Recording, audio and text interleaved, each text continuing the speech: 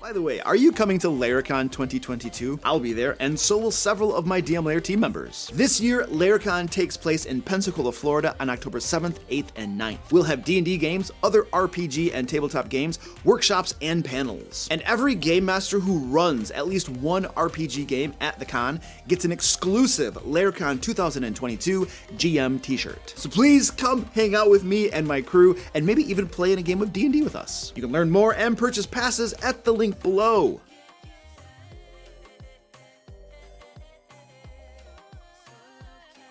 Yo, what's up?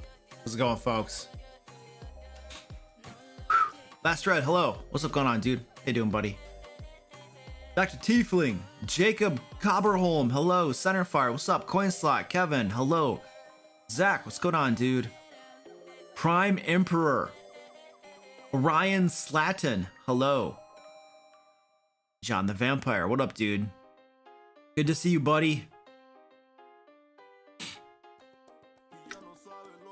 Ryan, I don't want you to take this the wrong way, but when I saw your name, before I read the entire name, you got me thinking about onion rings. Hope you don't take that the wrong way. It should be a compliment that your name reminded me of onion rings, because I love onion rings. I just want to let you know. I'm sorry if that offends you mildly. But yeah, it's good to see you though. Do you really get that a lot? Hello, Penguin Bud, how you doing? Dungeons and Drams, hello. Emma Fries, what up?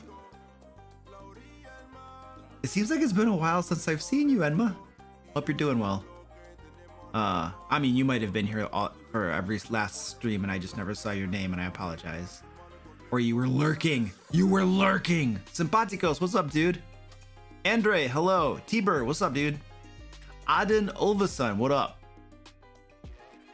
Weird Banana. Yeah, we're all running.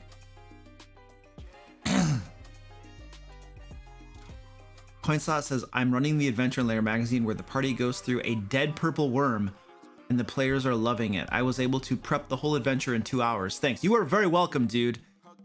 That is one of my opinion, the things that we try to do as hard as possible in our adventures for Lair magazine, for our Kickstarter Layers and Legends, is we try to make those adventures in such a way that you don't have to take forever prepping them, and you can reference them very easily during gameplay. If there's a cabinet, it's very clearly labeled, here is the information in this paragraph about that cabinet.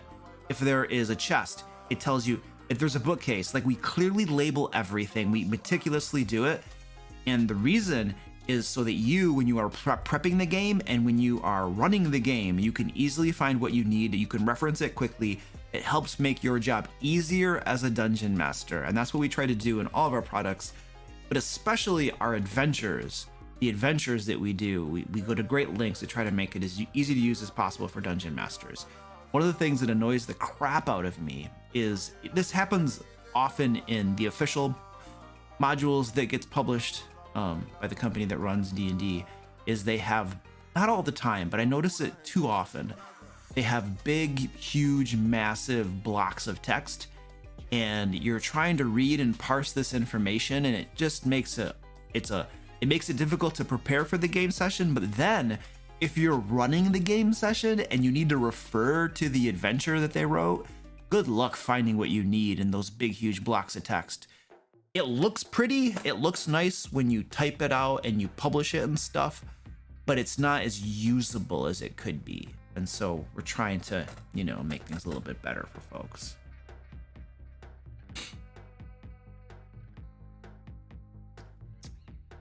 Enma says, I am sometimes lurking. Yes, it's okay to lurk.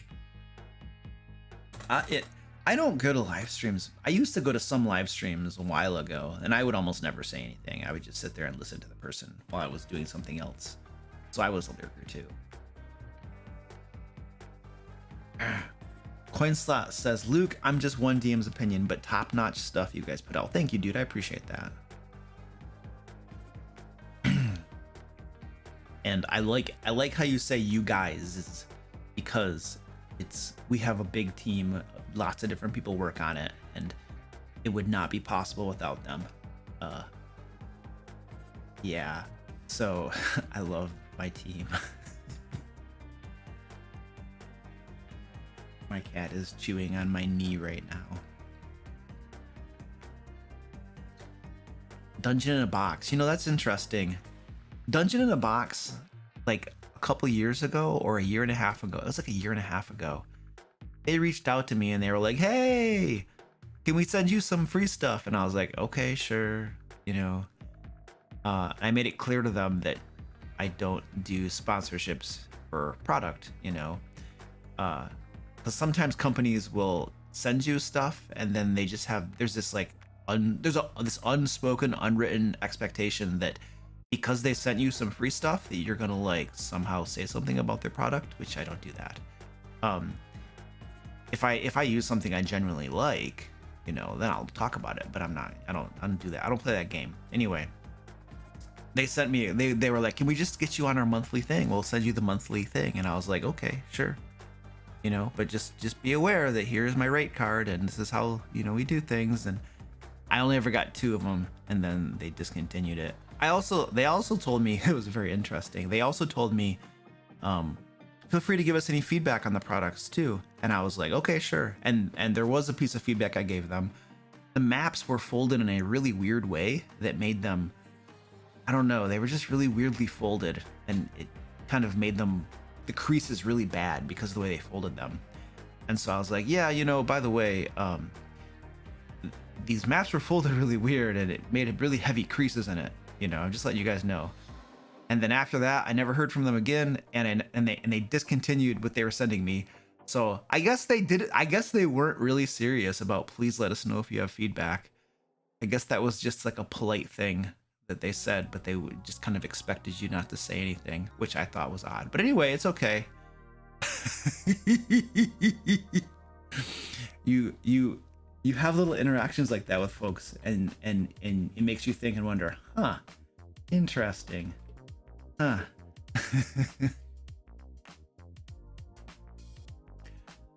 I mean, yeah, I think it came with like a mini or 2 in each box or something. It was like those random content boxes, you know. Some people like those things. I have a friend, Joe, who he's in my Curse of Strahd game. I have never liked the, what are those things called? Do you know how, okay, we should just start the stream since I'm talking to you. Here we go. Let's do this. Okay, finishing my train of thought. Okay, so you know how they have the WizKids, they make those booster boxes for miniatures and you don't know what you're getting. There's random stuff in there. It's like a surprise. You hope you get what you want or something. I've always hated those because I want to know, I want to buy exactly what I want. And especially if I'm trying to get the whole set, I want to be able to get the exact ones that I want and need, etc. You know, I always thought those are horrible.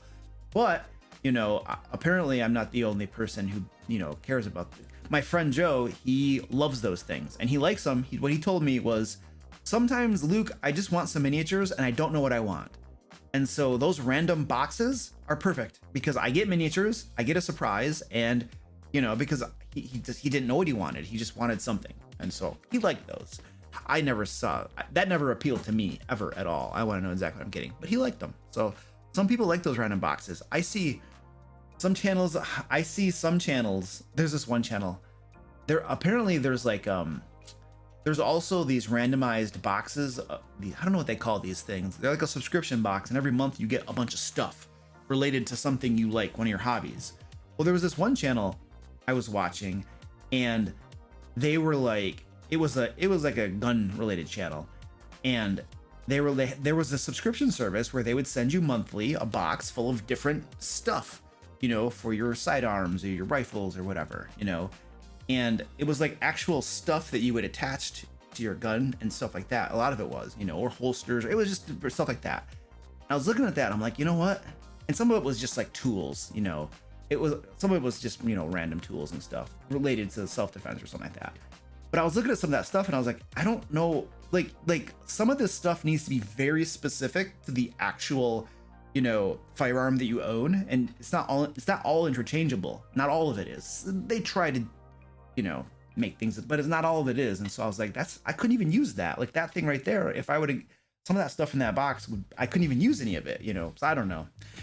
Sometimes those boxes are kind of like, you know. But anyway, that's my thing about random boxes, I guess. I don't get random boxes.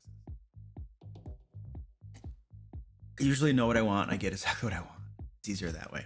Okay, cool. Welcome to the live stream. Hello, ladies and gentlemen. That was me going on a wild tangent about stuff, which is going to happen, and which is going to cause some of you to freak out in the comments and yell and scream why I'm not answering your questions.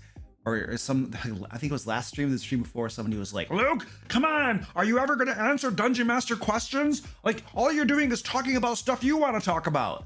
And I was like, yeah, imagine it's my stream and I kind of can do that if I want to. I'm sorry that I'm not a little robot just answering your questions, like, and just, you know, just crapping them out as fast as I can. But anyway, there's going to be me talking about random stuff and just relaxing and chilling and hanging out.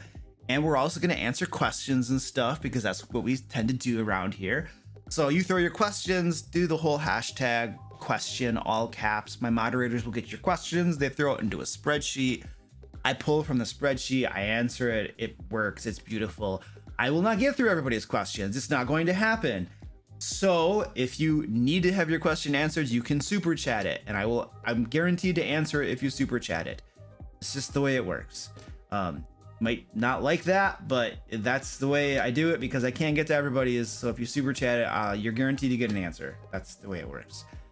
We are doing a giveaway tonight, D&D book of your choice or store credit on the DM Lair store. There should be a link in the chat. Perhaps if the bot is working tonight, I don't know. Sometimes the bot refuses to work, but we are doing a giveaway. You don't have to, it's free. You just put some information in, and then at the end of the stream, I will draw a winner. It works really easy. You don't have to be here to win. You just gotta enter the giveaway. So, you know, if you enter the giveaway now and are like, Luke, you suck, goodbye, you might still win, even though you think I suck. It's okay. You know, nobody likes me. The giveaway link is not working. Yay. Dude, this bot has been broken constantly, like the last several streams. Like, seriously. What is up with that, man? Jeez.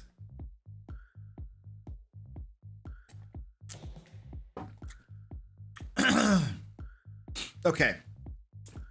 What else was I gonna say?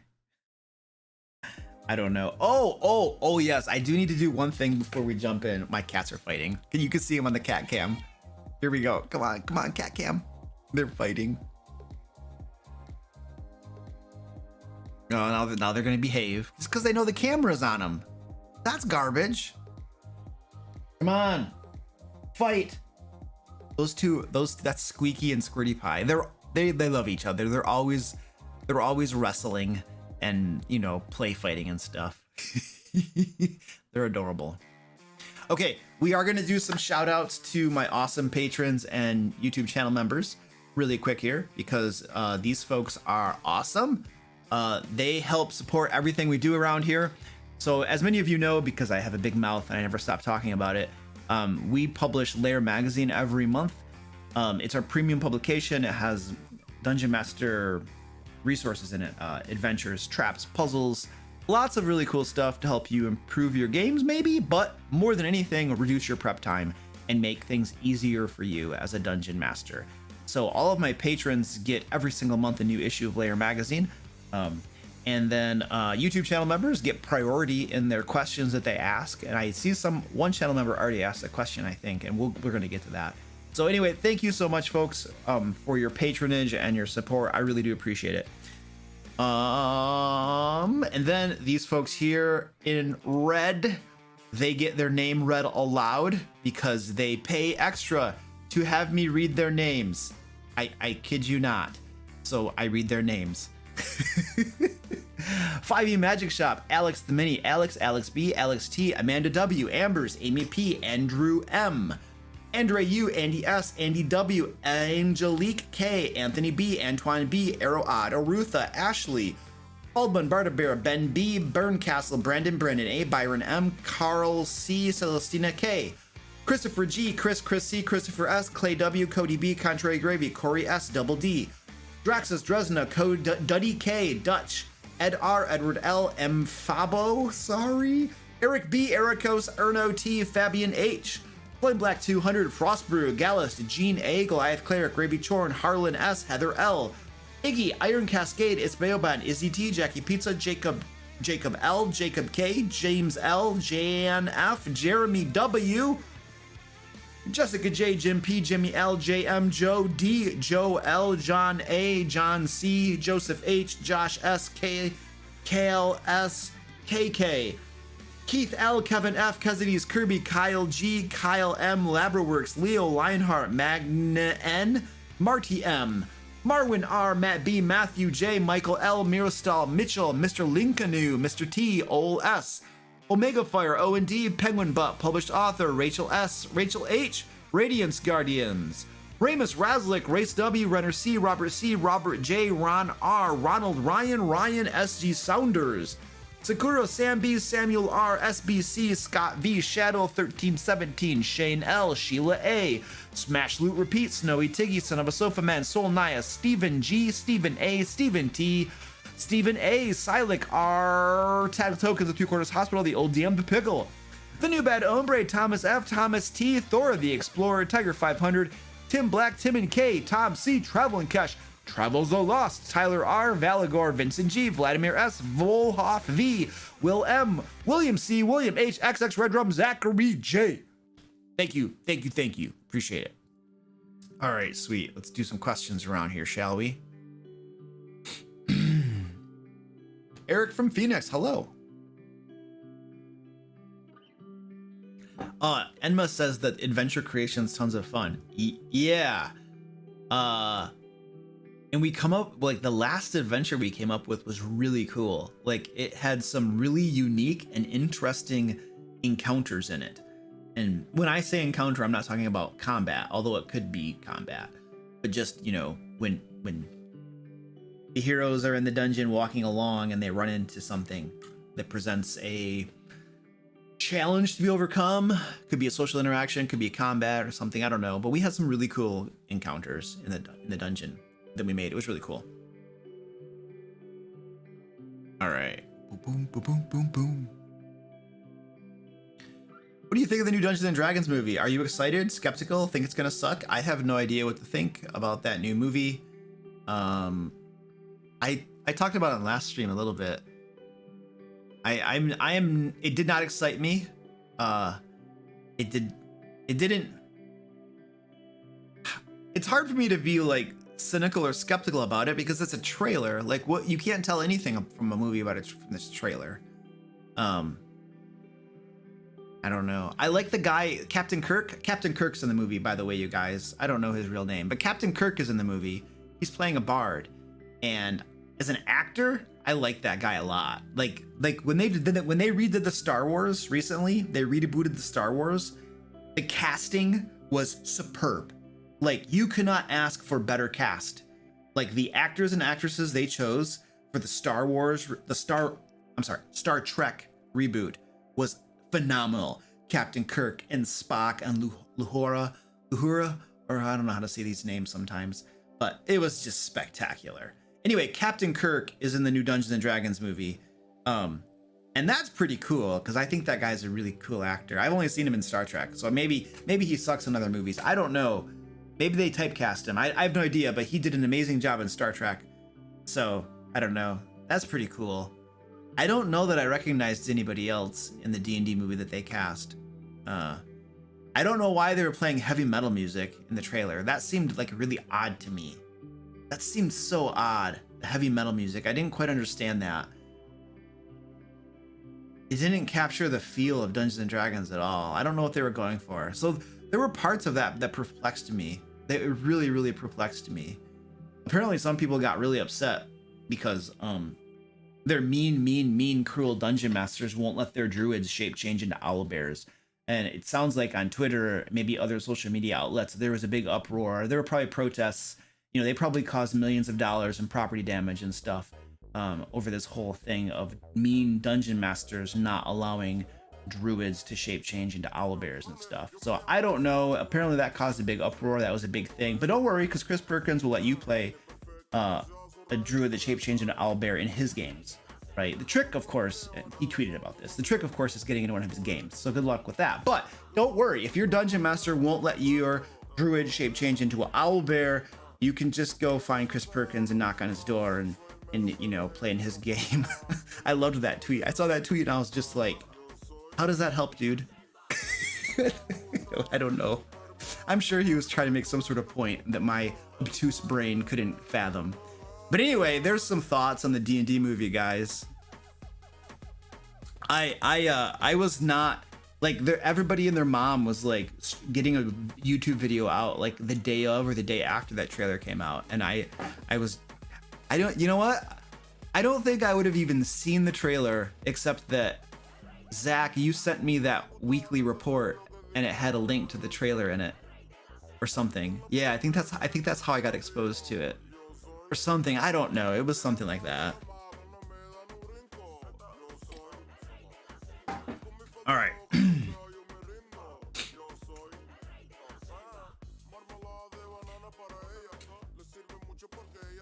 How do you deal with DMs as a player that always tries to TPK or target players? You can try talking. If your dungeon master is doing that, you can try talking to them. The chances are they might be of a disposition that they're not going to change. And if they don't, and you don't like that, then you can try to get a different game. You can leave the game and try to get a different one. The problem, of course, is that they're relative to the number of players there aren't that many dungeon masters, and so getting a new game could be difficult. So you might have to just deal with it, which sucks. You know, it just depends on how bad that is to you. Try to talk to them. All you can do is try to talk to them, explain why you don't like it and how it makes the game worse for you or something. But you might just have a dungeon master who has a different mentality about playing the game than you do or something, and they think that it's all about trying to kill you or something, and they just maybe they're not making the game fun for you. If the game's not at all fun, like if you're just not enjoying yourself ever, there's zero enjoyment, then I think you gotta, if talking to them doesn't help you, bail, because why would you spend 4 to 5 to 6 hours or something going to play a game if you're not having fun? Like, what's the purpose? I intentionally, I had a game once where it was a horrible game. I hated it. And I wasn't having much fun at all. Probably any, almost. Sometimes, but almost none. And I stayed as long as I could, because I was a player. Because I intentionally was at that game. My mentality was, I'm staying in this game so that I can see everything the dungeon master is doing. A lot of it was just horrible. I'm staying here so I can see all the bad things they're doing, so I can remember and learn that don't do those things, because it makes the players feel this way. And so I intentionally stayed in a horrible game because I wanted to learn some of those things, but that most people don't care about that. So, you know, that's an outlier. But I remember I did that once, and I stayed in there as long as I could until it just blew up. Because the dungeon master was so antagonistic and out to get you all the time. And there were several heated discussions during the game between the dungeon master and usually another player. And yeah, sometimes, yeah, I don't know if I had it. He said some things to me, but I think I just kept my cool and just kept my mouth shut or something. But anyway, it was usually another player, and he would get into it. And the last time that I was there, they really got into it, and there was a big blow up. And so I just, as they were like arguing and yelling at each other, I just started packing my things up, put them in my backpack, and I just walked out, and I never went back. I was like, okay, we're done here. I don't know. Thoughts on Patolis by Monty Cook? I have no idea what that is, so I have no thoughts.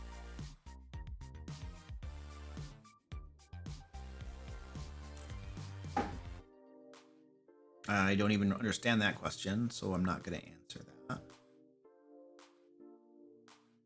How do I make my one-shot feel not as linear? Is it a bad thing that it is? No, it's not. It's a one-shot. Like, what do you mean by linear? I don't know, like, it's a one-shot game. So there's nothing wrong with linear adventures. There's nothing wrong with linear campaigns.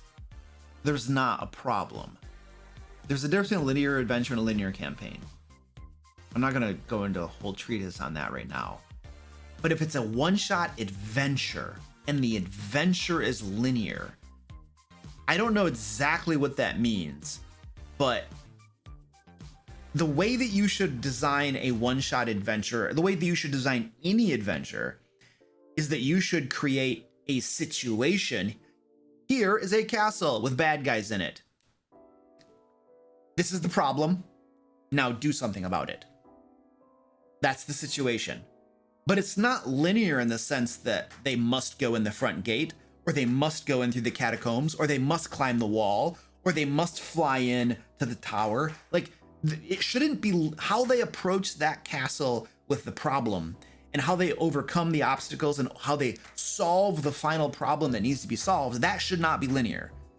The players should have the ability to choose how they want to approach and accomplish that objective. Are they going to try to sneak in? Good luck. Usually you fail eventually and then bad stuff happens, but you can try. But it shouldn't be linear in the sense that there's only one way to go about overcoming that adventure, overcoming that situation. That should be open to the players. They should have options about what to do. And if you're talking about the map of the castle or the map of the adventure, the map of the dungeon, the map should never be linear. There should always be multiple ways that the party can choose to go inside an adventure on the map. You should never have a linear map, like never. It is abysmal game design. I once had a cartographer send a linear map to me and I was like, we can't use this. This is garbage. I didn't say that, but I was thinking in my brain, you can't have this. This is horrible. So there should be multiple routes they could take through the location where the adventure happens, the actual map. Ideally, you should have a couple different entrances, at least 2 entrances, so the players can choose which way they want to go in, how they want to approach things. So now that I'm like mulling this over a little bit more, an adventure probably should never be linear, at least not in the way that I just got done explaining it. If there's something else in mind for what you mean by linear, then I don't know. So anyway, there's that. So I don't think an adventure should ever be linear, unless there's a different context I'm not considering. Oh, here's that member question. Cool. Oh, thanks. I think it says, I was recently kicked out of a game by the dungeon master who thought my expectations were too high. It was a paid game, sandbox, or homebrew. Bad player. So you're asking if you're a bad player because they kicked you out because your expectations were too high. I mean, how much were you paying? That's the question. Are you still here? Anata, how much were you paying for the game, and how many, and like per game session? Per game session, how much were you paying? I'm gonna try to see what the expectation should be. I'm just, because it depends on what you're paying. If you're paying $5, that's nothing. You know, we pay like we go to the movie theater and we pay $10 for tickets and then popcorn and bullcrap, and that's only 2 hours maybe of entertainment. In Dungeon Masters, it's like 4 hours usually a game session.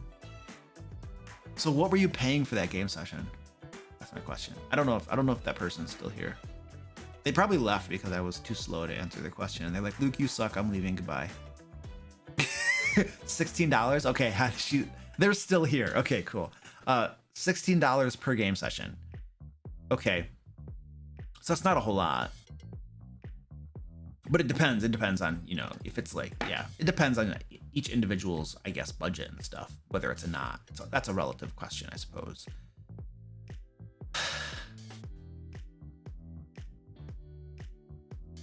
You have a right to have some expectations.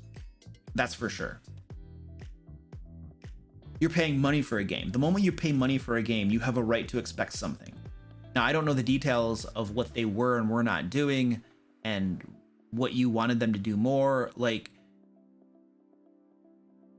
$16 is really cheap for a game session. To play in a game session. Like, that means I have 5 players, right? 5 players, and what's 5 times 15? 30, 60, $75. So $75 for 4 hours, you know, if all the players are playing that's not a whole lot, in my opinion. $80? Am I doing bad math? Well, I don't know. The one shot, not the one shot. The campaign that I run for my patrons, that's $100 a month, but they get 2 sessions usually. So you could say that they pay $50 per session, which is still not that much in my opinion. I could probably charge more, but I don't. It would be irrelevant. It would be irrelevant. Anyway, that's not the point. Oh, Anada says he kicked me out when I sent him your video about lazy DMs. Anada, I want to know more. Anada, you need to tell me more about... I want to know what he was doing and what he wasn't doing. Can you send me some more information and give me like an explanation of the things he wasn't doing? And this is what I'd like to do. Moderators, could you capture their responses and like put them somewhere in the sheet just so that I can read what they were doing, like what the dungeon master wasn't doing and what Anada wanted them to improve at or change, you know? Could you do that, please? Why, you guys are like laughing at me. What did I say?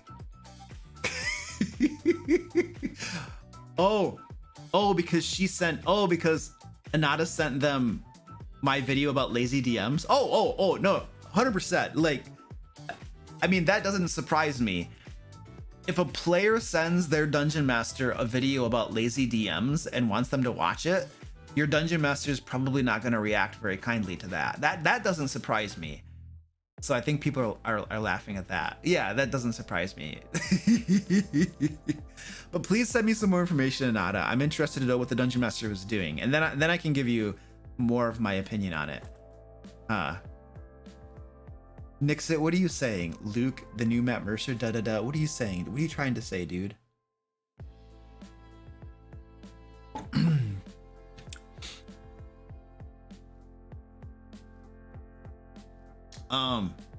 I'll get back to your thing, Anada, as soon as I get more information. Prime Emperor, thank you for the $10 super chat, dude. I appreciate that. I'm working on a one-shot where the players are tasked with killing a bandit leader and bringing back her maul as proof. Okay. Any tips for alternate means of completing the quest if they want? So here's the way I would do it, honestly. If I were doing it, I'm not saying you have to do this. I'm not saying your way is wrong. I'm just saying that if I were doing it, I prefer to make the objective a little bit broader, because right now the objective is very, very specific. You must kill the bandit leader. That's it. Kill them. So it's just so narrow, right? But if you say, deal with the bandit problem, make sure it stops, that is broad enough. It's the same idea, but it's broad enough that the players have options. They could go in and kill everybody. They could go kill the bandit leader.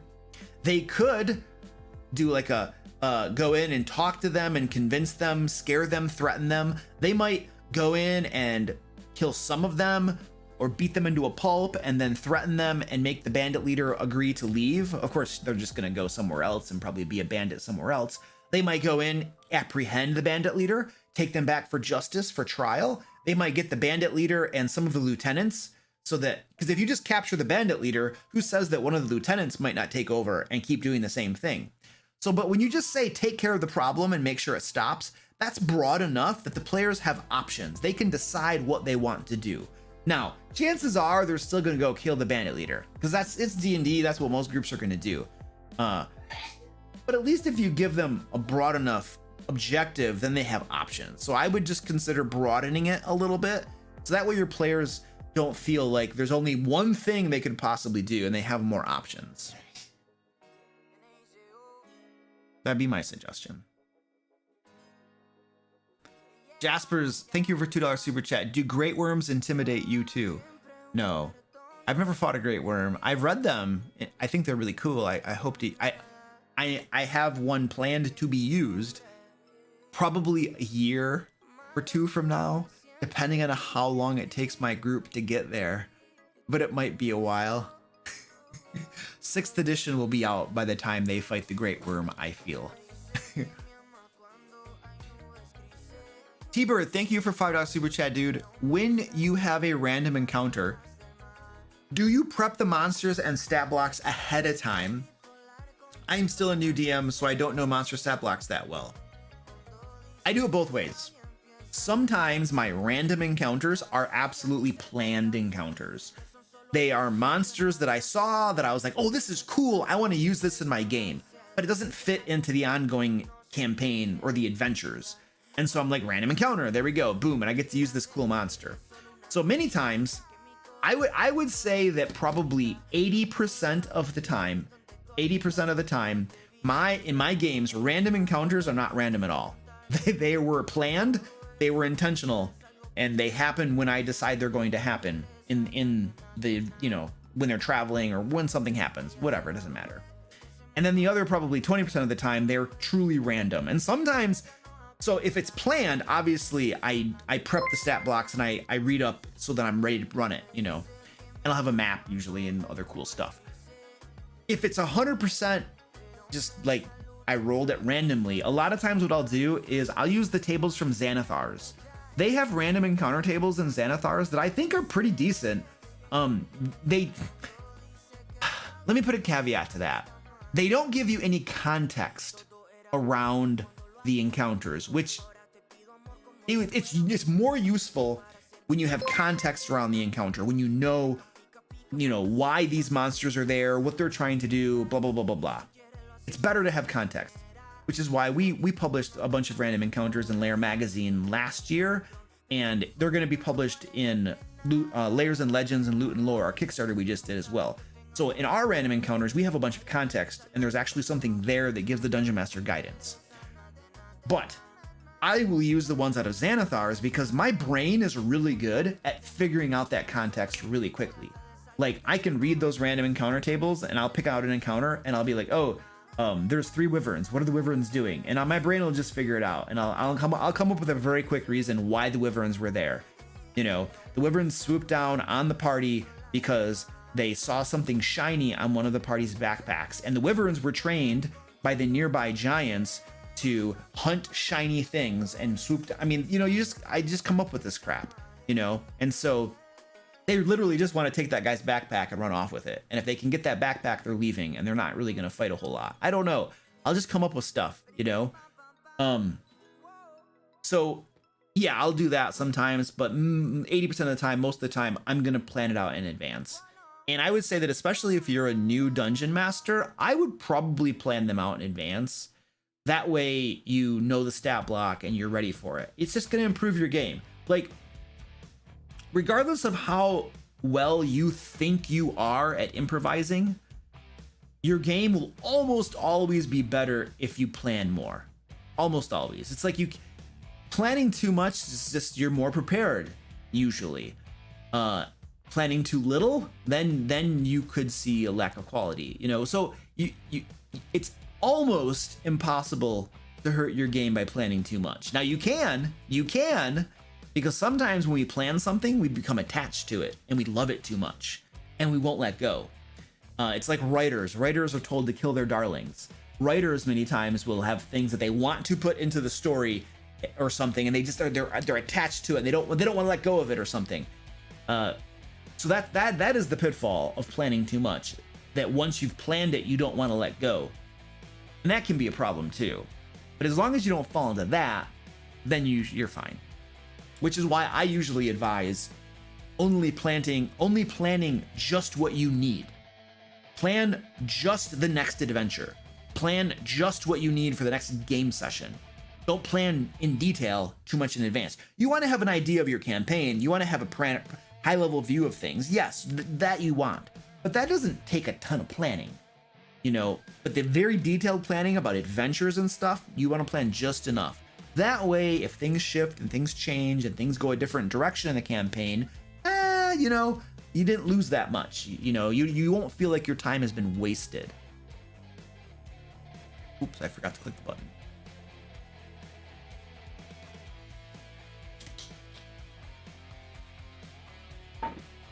Holy poop balls. Okay, so here's the follow-up from Anita's question. So for folks who are just joining us, she was asking,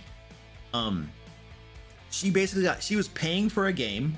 She was paying $16 for a game session per game, and she got kicked out, and the dungeon master said that she had too high of expectations.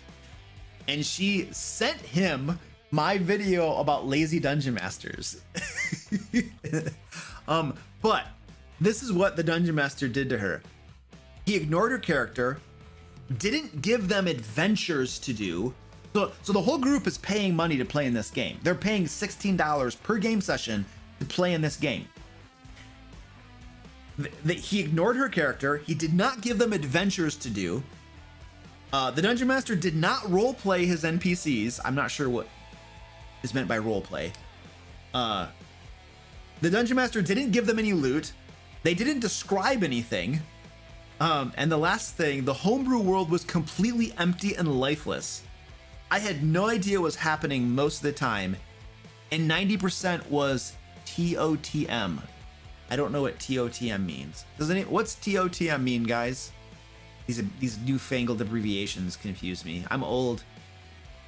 Yeah, yes, coin slot. There you go, coin slot. That's coin slot. Theater of the mind. Oh, okay, 90% was theater of the mind. Okay. Coin slot says, so what did they do? Exactly. What did they do? What did they do? This reminds me of like, so I know someone who works at like a fast food place, okay? And they tell me constantly that employees will show up there, they'll punch in, and then they essentially don't want to do any work. They'll go on their phone, they'll go to the bathroom break, they'll go outside for cigarette breaks. They're just not there. They're constantly disappearing. And if you ask them, she's like a supervisor, if you ask them to like do something, they don't want to do it. They freak out and stuff. And it's like, why are they even there? Like they think that they can just show up, occupy space, and get paid and not do anything. And so what you described, Anita, about your dungeon master and what they're doing as a dungeon master, it reminded me exactly of all of these fast food workers that this person tells me about, who just want to show up and get paid to do nothing. I don't know like where this mentality comes from. It's kind of silly, but you know, here's the thing. Like, you not only should you not have to pay for a game where a dungeon master does the things you described them doing, but you shouldn't even stay in a free game like that. Like what you described is like pretty much a description of a horrible D&D game. It's not even really a game. Like if they're not even preparing adventures for you to go on, how is it even a D&D game? They don't do it. There's nothing. What do they do? You guys just show up at the game and they're like, and the dungeon master's like, okay, guys, what do you want to do? Well, we don't know. We thought you made an adventure for us or something. No. Just let me know what you want to do, and then we'll do something. Like what? Anita, be thankful that you got kicked out, because you did not want to stay there. I have a feeling. But rest assured, now obviously I'm only hearing one side of the story. So, but I have a feeling that your side of the story probably sounds. Rest assured, you did not want to be there. Rest assured, you're probably not a bad player. Insofar as much that the dungeon master is clearly not a good dungeon master. So you didn't want to be there anyway, and you especially didn't want to spend money on that game. That's a hard pass. Find somebody else. That DM is genius. What? The one that just sits there and is just like, hey, what do you guys want to do? Yeah, he's like, I'm gonna charge you money for this game session. I'm not gonna prepare anything. What do you guys want to do? Oh, we don't know. Well, if you don't know what you want to do, we're just gonna sit here. You gotta tell me what you want to do. Oh, it's the dungeon master. He's like, is that like gaslighting where you make it seem like it's the player's fault or something? Because they don't know what they want to do and therefore they're the ones ruining the game? When you as a dungeon master actually don't have anything planned and you know what the crap you're doing? Yeah.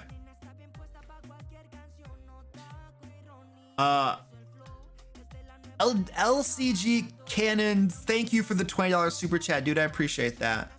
What is the best way to use leadership without breaking a campaign? I don't know what leadership is. Is this a D&D thing?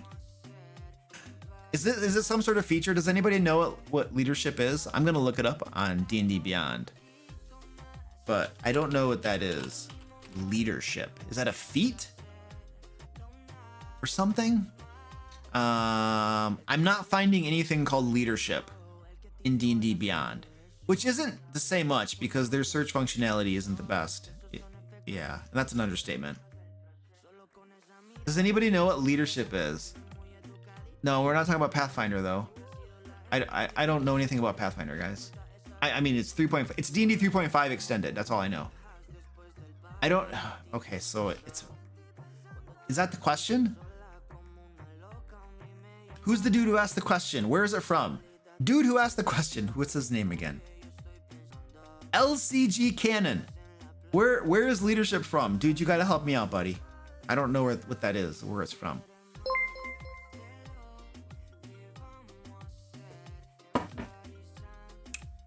I can't find it. I can't find leadership. I'm just gonna have to walk because I don't know what that is. I'm sorry, buddy. I feel bad. You gave me 20 bucks and I'm not answering it, but I don't know what it is literally, and I don't know that you're here anymore, so I'm gonna just gonna move along. Sorry. I have 2 great players, but they have been showing up late consistently now. They have expressed nothing is wrong with the game. How would you go about making sure they show up on time? I mean, you just, you know, you don't wait for them to show up. You drive to their home before the game starts. You knock on their door and you're like, let's go, dude. Come on, Billy. Let's go. Come on, Susie. Let's go. You pick them up from their house. You make sure, I mean, you're going to drive them there. You know, if you need to, you know, get some hired hands to bodily drag them out of their house, get them in the car so that they're at the game on time, like, you do what you got to do. You know, like, that's the way. I once had a player that was doing this, and I literally was paying somebody to go to their house and basically stuff them in the car and take them to the game. And it worked really well. They were never late. They were never late at all. The attorney fees when they pressed charges were considerable though. But I think it was worth it. We had the D&D game was very exhilarating, so I think it was fine. There's nothing you can do, man. There's nothing you can do. It's probably less of a comment on your game and more of a comment on those 2 players. There are people in the world that cannot show up to things on time. Period. End of story. And there's nothing you can do about it, and there might not be anything they can do about it. There are some people that, like, I don't know how to say it. If the game starts at 6, it could be anything. If something starts at 6, they will be there late. And if you move it back to 6:30 so that they're not late, they will get there at 6:45. It will always happen. It will always happen with certain people. So I would not view it as negative on your game necessarily. It's probably a them thing. And I would just, that's that. If they're great players, as you say, it's probably just one of those things where you're just like, well, I'm just gonna live with it. They're good players. They just show up late all the time. I'm just gonna expect it and I'm gonna live with it. That's what I would do. I would just accept they're gonna be late.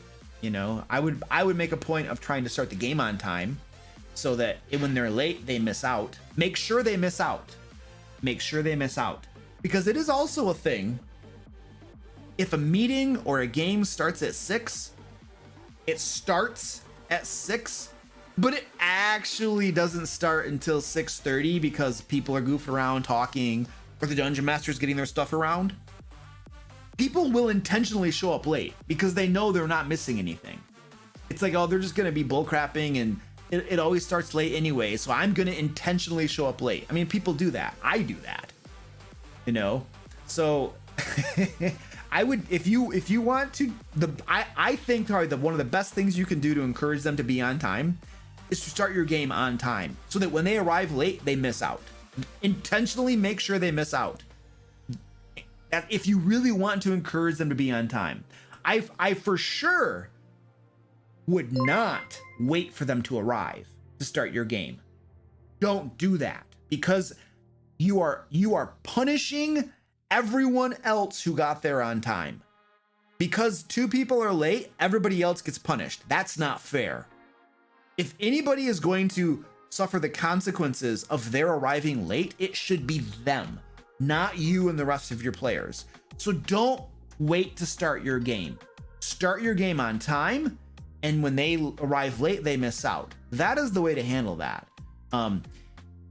Because otherwise you're just punishing you and your players, and that's not fair to you. You arrived on time. Your other players are there on time. Why should they be punished because 2 people are late? And psychologically too, if you wait to start your game until they arrive, they have no incentive to get there on time because they know you're just gonna wait for them. So psychologically, they're just like, it doesn't matter when I get there because my dungeon master is just gonna wait to start the game.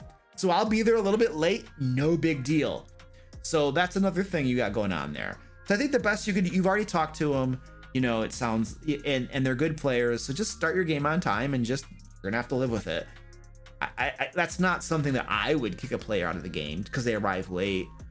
I would just start the game, and when they get there, and then we play. I'm assuming arriving late is like half an hour or something. If they're arriving like 3 hours late, that's practically not even showing up, which is a different thing.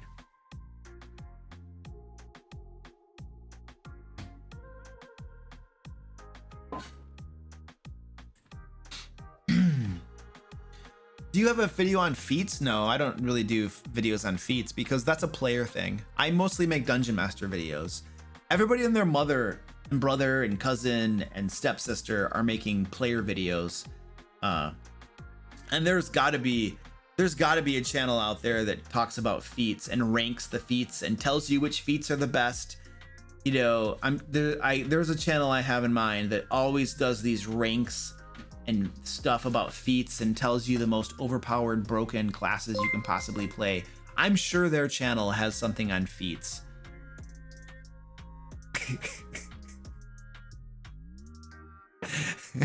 I'm sorry, I just don't talk about feats. My cat is biting my leg.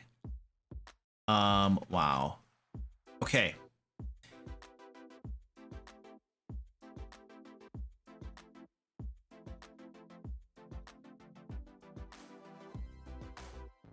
Oh, that's a good question.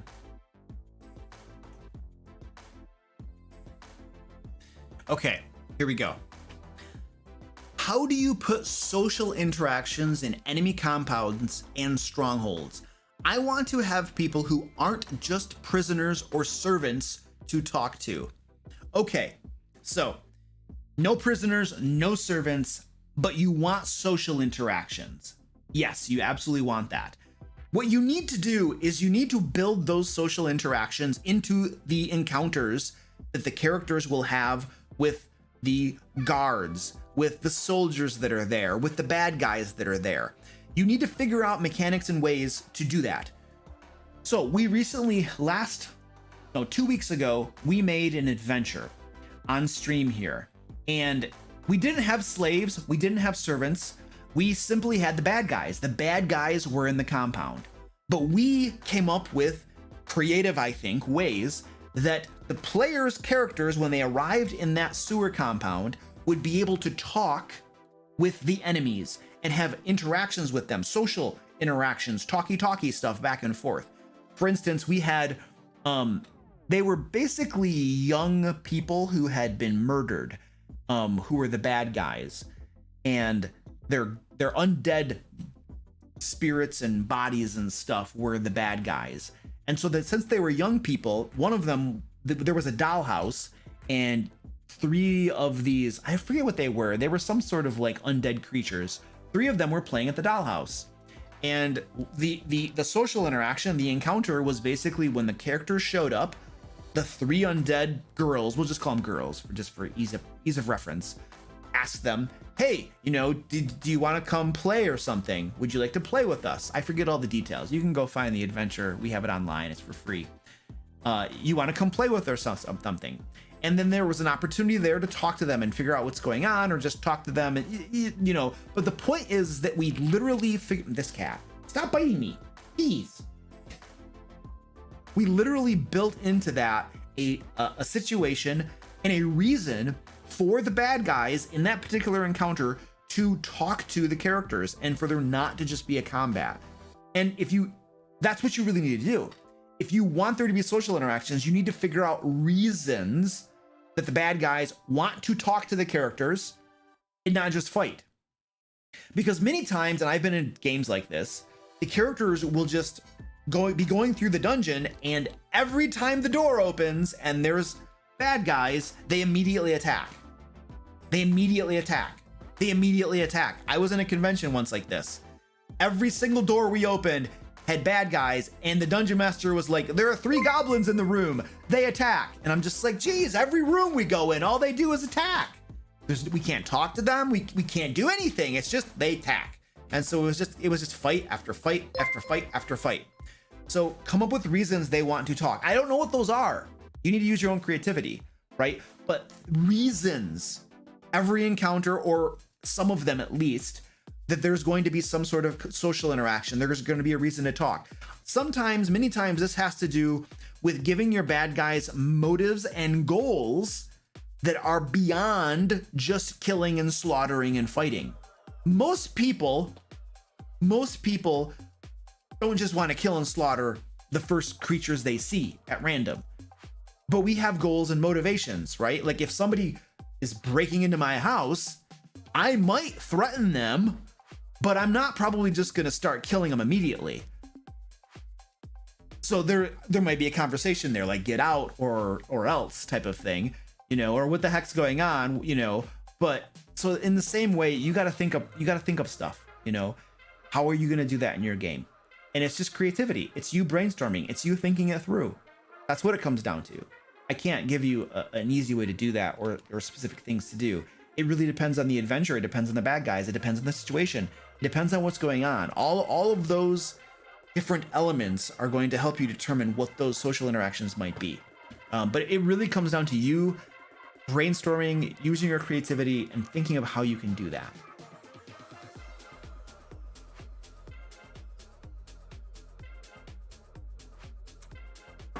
Yeah, the cat knows it's treat time. He's totally just.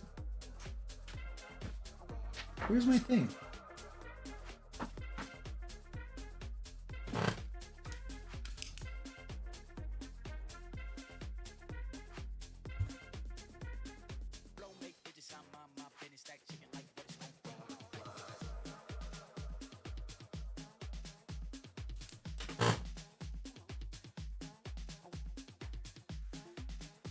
Yeah, that's true, Matthew. Just you're role playing the bad guys as real people, not just a sack of hit points. That's exactly what it is. Get in the orange box. It's not Orange's box. It's just orange usually goes into that box. The cat made his persuasion check. This cat, little turd.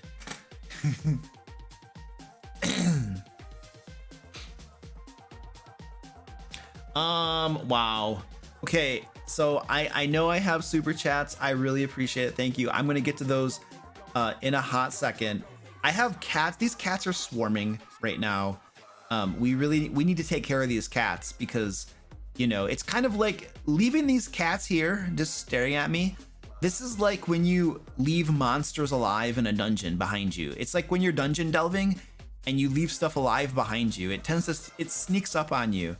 You know, and then you find yourself in really bad situations. So we gotta take care of these cats right here. All right, but before we do so, wanted to remind folks about Laircon. We talk about it a lot and all this kind of stuff. There should be a link in the chat for it as well. It is happening October 7th, 8th, and 9th. It is the convention that I'm putting on and my team and I are putting on. I'll be there. Many of my teammates will be there as well. It's in Pensacola, Florida. We are getting close-ish. It's October-ish, so only a couple months left before we have it. So if you're not coming and you can, that'd be awesome. I'd love to meet you. There's more information of it in the in the link. Lord God says my super chat is of dire import. I know. I'm gonna get to it, dude. All right, let's do this. Give our cats some treats. So let's go here. Boom. Kitty cats. What am I doing? Treats. Oh, here we go.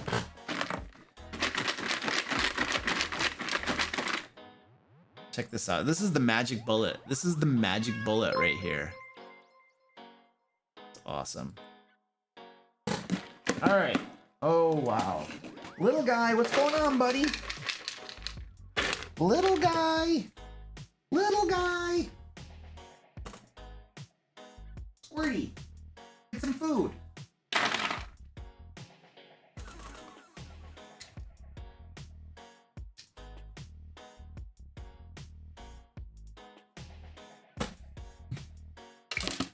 What the? I just spilled a bunch of this stuff.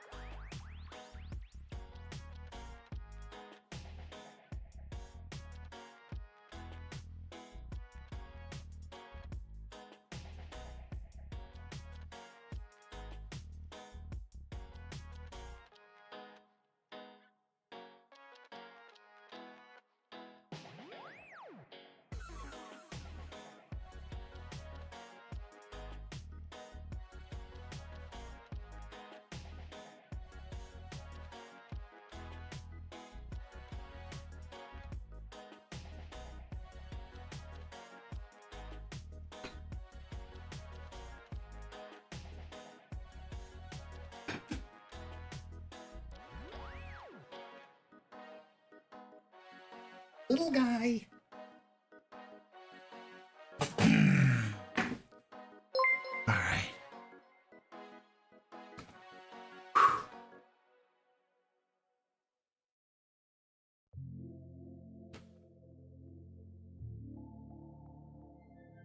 Okay.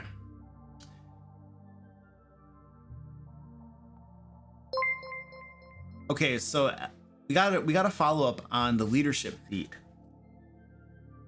Kirby, thank you for the $50 tip, dude. I appreciate that, man. We're working on raising money for the Capital Area Humane Society right now. They do lots of stuff to help dogs and kitties and stuff. So all tip money goes directly towards them. So I appreciate that, dude. Kirby is like probably our all-time biggest tipper. That dude's awesome. So we had a follow up on the leadership. It says leadership is a feat that allows you to take a cohort and followers. Sorry, was AFK. So the leadership feat, is it a feat? Where is it a feat?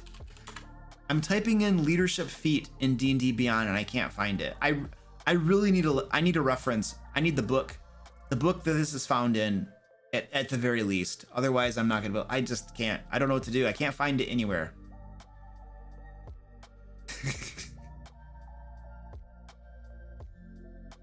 And D&D Beyond can't find anything if you don't type it exactly. Yeah. Inspiring leader? Is it called inspiring leader? People are saying inspiring leader. Inspiring leader. Hey, that's an actual feat. Okay, we found it. I think we found it. Inspiring leader. No, this doesn't let you have cohorts and followers. This is something totally different. This is just temporary hit points. Yeah, that's not what they're asking about. Okay, well, this is what I'm gonna do. I don't know the exact feat, so I'm just gonna wing. I'm gonna wing a response. I'm gonna half ignorant, just gonna go for it. I think the original question about this feat or whatever it is was, I'm trying to find the original question. What's the best way to use leadership without breaking a campaign? Oh, geez. Okay. Yeah. So if you have an ability that allows you to have cohorts and followers, and how do you not have it break a campaign?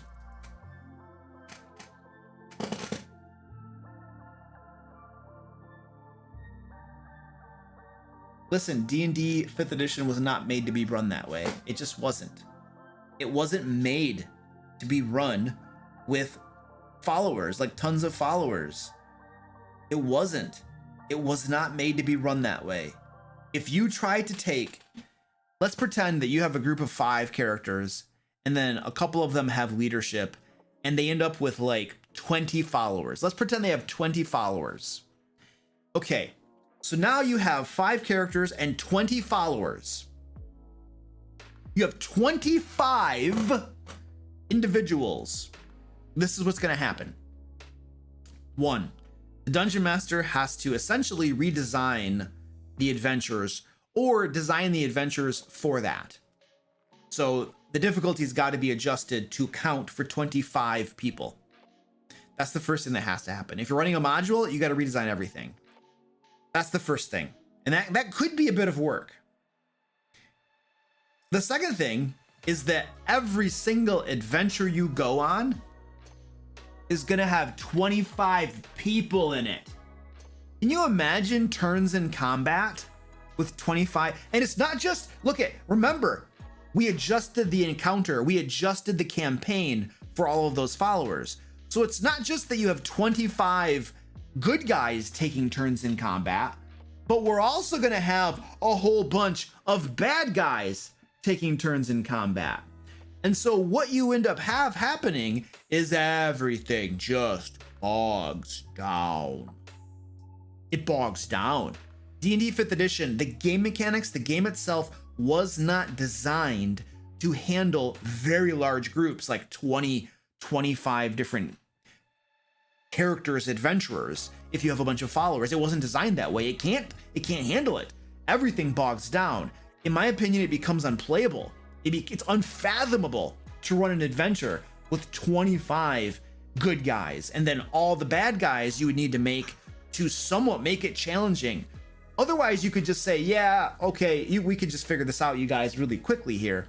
You go into the adventure, you go into the dungeon, and between all of your characters and all of your followers, the bad guys are no match for you, and you defeat them all.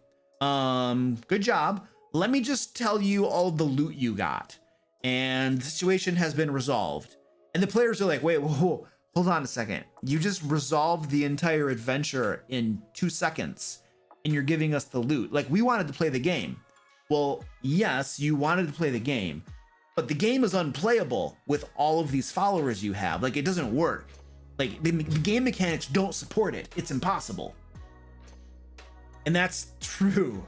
Like, I have tried running very large combats, at least with a group and lots of followers, and it was not something I'd want to do more than once every year or so. The mechanics don't support it. It is a very unplayable game. It's very unsatisfying. Everything takes forever, and many of the players who don't have tons of followers are going to be bored out of their minds waiting for the ones that do have followers to take their turns. It's not a playable game. It's not something that should be attempted in 5th edition. So There's probably a reason that we could not find a feat in 5th edition, actual 5th edition, that allows you to do that, because we might make fun of Wizards of the Coast and how they can't get the challenge rating system right. We might make fun of this, that, and the other and poke at it, but there are some things they know a little something about. And there's a reason they didn't have a mechanic like that where you could just have tons of followers, because they know, they designed 5th edition, they know it's like, this is not going to work, this is going to fall apart, and these games are going to be unplayable and unsatisfying to the players. So that said, if you want to allow followers and stuff, you can't allow the followers to go along with the players on all of the adventures. Otherwise, you have two. If you allow the followers, all of their multitude of followers and hirelings and et cetera, whatever, to go along with them on every adventure, then you really have two options, in my opinion. One, you build out your adventures, you beef them up to support having that many followers. You increase the challenge dramatically, and then you run actual adventures, but they are slogs. Wow, are they slogs. They are just rough mechanically and slow and probably boring. Or you resolve all of your situations, all of your adventures, just narratively. You forget about the rules, you forget about the dice, you just resolve it narratively. Because if we resolve it narratively, at least then we don't get bogged down in the rule mechanics, which don't support massive, huge groups like that, and massive parties, and massive amounts of enemies. So at least then, we resolve it narratively. But then you could argue, well, you're just resolving everything narratively and you're not using any of the rules and stuff. Like, at that point, are you even playing the game? What are we actually doing here?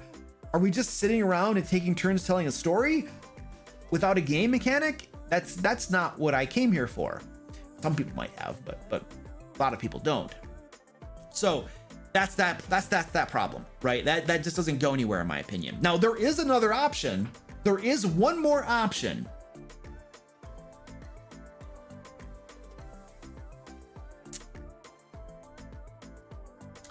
The other option is that you tell your players, look it, great, you have a bunch of followers, excellent. Guess what? Your followers don't go on adventures with you. Reasons. Now, it doesn't matter what the reasons are. You can come up with story reasons, or you could just straight up tell your players, listen, the game doesn't work if all of your followers go with you. They need to stay at home. They need to stay wherever you keep them. You can have them be doing things on your behalf. You could be reaping benefits from them. They could be helping you in some way, but they don't go on adventures with you. That's the key part. For instance, in my Ancient Dragon campaign, I have a character, Kasim, he is a follower of the Horned God, and he is always proselytizing his religion and converting people and getting more followers. He's building up a church of people around him. I don't know how many followers he has. He might have 20 at this point. And they are fanatical and they are loyal. But guess what? They don't go along with him on adventures. They stay at the church. I think he has an underground church hidden away in the sewers because it's kind of a sect, a cult type thing. It's kind of like a darkish sort of thing. But the point is they stay there and they're doing things. He decides what they do. He could get benefits from them, or maybe not. He might forget about it or something. But the point is, they don't go along on adventures with the characters. He's able to tell them what to do and get benefits, but they just don't go on adventures. That's it. And I think that is the better way to use followers in a D&D 5th edition game. Because the game mechanics don't support it. If they go on the adventure with you, great. Let's have them not go on the adventure. Let's have them stay at home or in their church or in the stronghold, wherever you'd like. And then the players can still get benefits from them, and you can decide what those are and work with your players to work that out. But then the game mechanics, the game doesn't bog down, the game doesn't get slower. You can still play the game, you can still play your adventures. Things work smoothly, more or less like they should, but you still can have followers. So that is my suggestion on how I would handle, and how I do handle, folks who have followers in the game. They don't go on adventures with you, they stay at home. You get benefits from them, just not going on adventures with you. And then things actually work, and they work fairly well. Lie down, doggy. Lie down. Lie down. Go to sleep. I want to write that down. Where was this?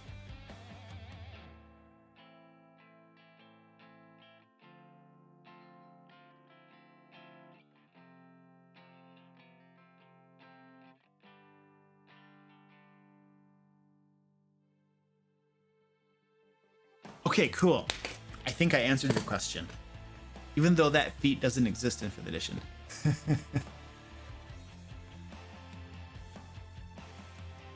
Yeah, leadership is a 3.5 mechanic. Yeah, but even in 3.5, I rather suspect it still wouldn't work very well. Tell that guy to play modded Skyrim if he wants that many followers. Yeah. My party has amassed a troop of 20 orcs. They leave them in town to provide security while they go off on adventures. There you go. You see? You use them for something. They just don't go on adventures with you. That's the solution. You don't want to like take away the coolness of having followers from your players. You can't let them go on adventures. And feel free to just straight up explain to them why. Per what I just said. Like there's a reason it just doesn't work, you know. You don't have to have a story reason. That's a misconception I think that many of us sometimes have, is that we think everything must be justified by an in-game story reason, and it doesn't. It's okay to just simply say, listen, this is a game, this is the reason we can't do it. Now, if there's some satisfying story reason, that's great. But if there isn't, then that's okay too. This is the way it's got to be, though, to make sure the game is playable. LGC canon, no, it's cool, dude. We figured it out. I had like a small aneurysm and was like, but then I figured it out, and we're good to go.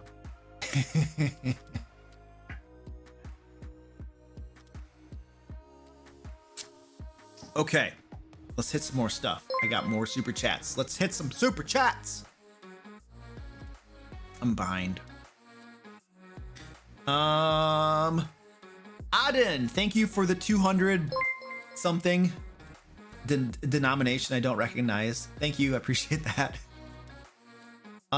Rookie DM here. Any clue the fellows at Wizards of the Coast will finally officially use Dragon Magazine 248 orange, purple, yellow dragons plus the newer brown, gray dragons for a new Draconomicon along with Fizzband's big idea for an adventure?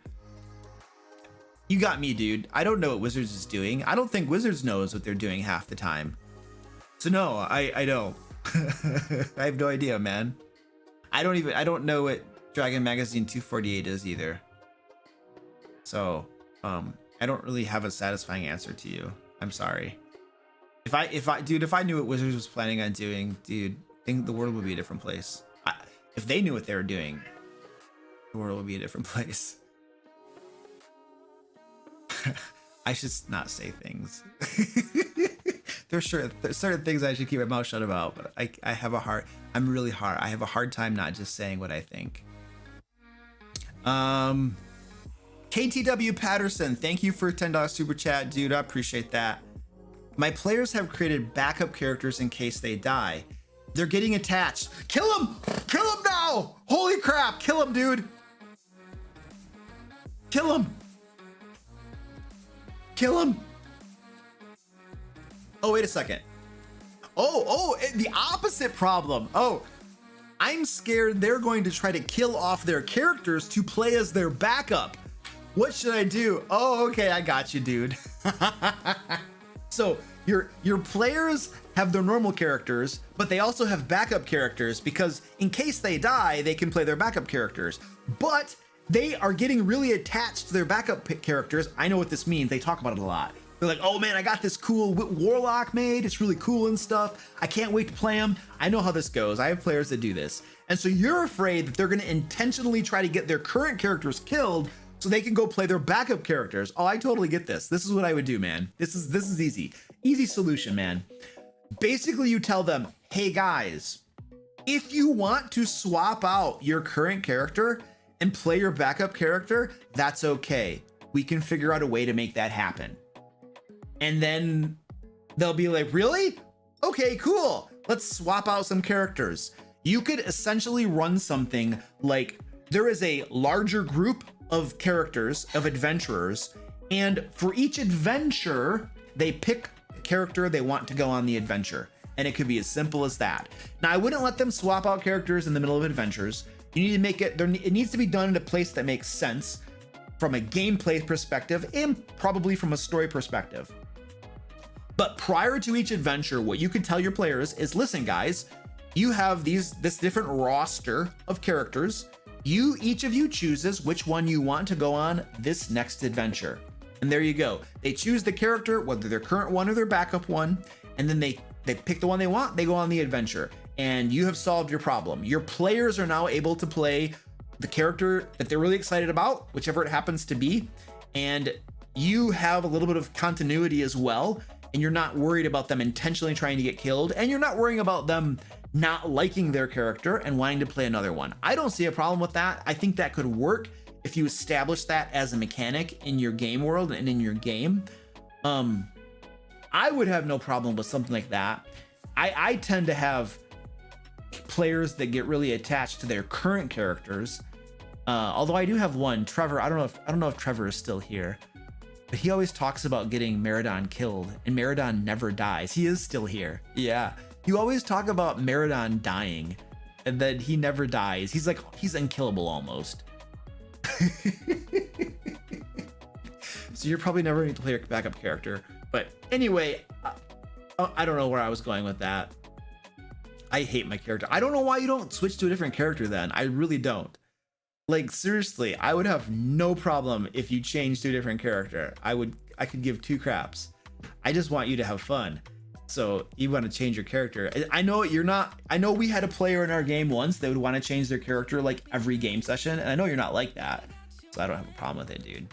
But, oh, they need you for the damage. That's true. Yeah, that's true. I agree with that statement. I would also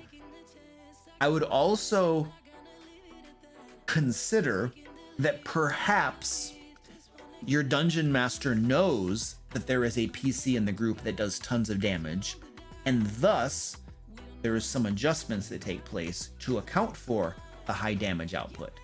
So I think that is something worth considering. But I can neither deny nor confirm, but it's something you should think about.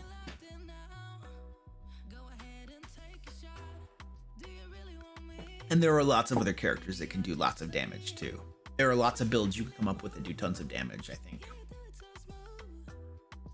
David Poindexter says, scaling to adjust for party output? Never heard of it. I know, that's like the dirty dungeon master secret, right? Like, at some point as a dungeon master, you learn that if you don't do that, the game could be deeply unsatisfying for the players. Like, our job is to deliver a fun game experience, right? But not every character is created equally. Not every adventuring group is created equally. I can't just take Curse of Strahd or another module, or even my own way of designing adventures, and just apply them blindly to any adventuring group. There needs to be a level of customization and changing things so that it better fits the group. So if I have a group that has crazy damage output, you better believe I'm thinking about that when I design my adventures, when I design my encounters. I have to. It's incumbent upon me to do so. If I don't, I'm probably going to have an unsatisfying game experience, because players don't just want to some players do, but not all of them. My players usually don't just want to like crush everything with ease and not be challenged. Like, there is a very much a fun factor in being challenged in a game. Being challenged is good. When you win and you fought hard for it, it feels way better than if it's just handed to you.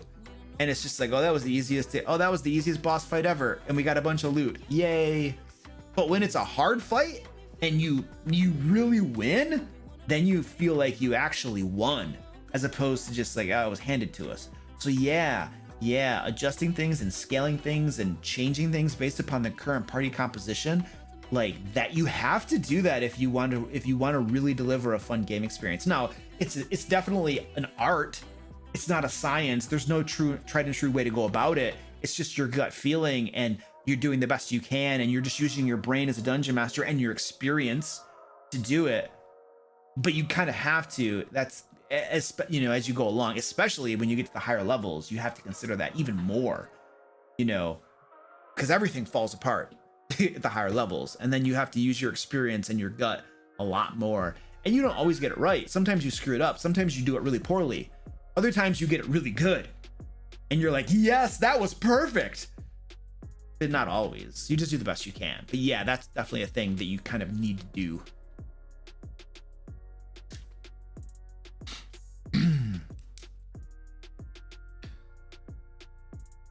Oh. All right, I gotta write this down. Give me a second. Sorry.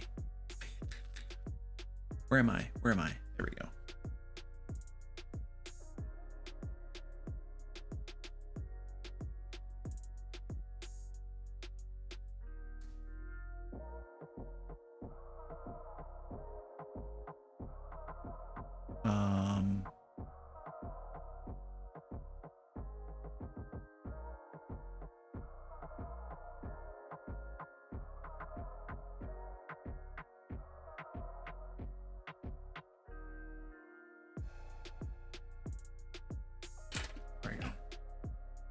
Ed, what's up, dude? Okay, let's hit some more of this. Have you ever used a child NPC as a twist villain? Thank you for the super chat, Jaspers. I don't recall. I might have. I don't know. I've run lots of games with lots of villains, so there's a chance that I have, but I don't recall offhand. Lord God, thank you for the $7 super chat. I see what you mean now. Your question was very important. Which tastes better? Gelatinous cube or a black pudding? I picture gelatinous cube as lime and black pudding as licorice. Black licorice, yeah. I like black licorice. I wouldn't say it's my favorite thing in the world, but I do like it. And lime, I do like lime. So I think probably a gelatinous cube is probably going to taste better than a black pudding. Although a black pudding isn't bad by any means, for me at least. I don't mind it at all. Yeah, who else likes black licorice? Anybody else like black licorice? It's got a nice, like, flavor to it.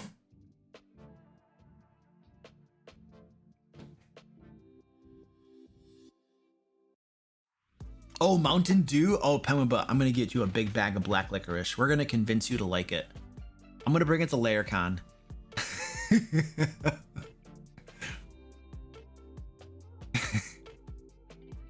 Mountain Dew. Now, if a gelatinous cube tasted like Mountain Dew, that would be amazing. Yes. Crickets. Yes, crickets. Most people, it appears that most people don't like black licorice. Penguin says, please don't. I will actually throw up. Okay.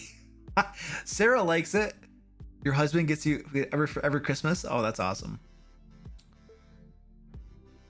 A Mountain Dew gelatinous cube would be amazing.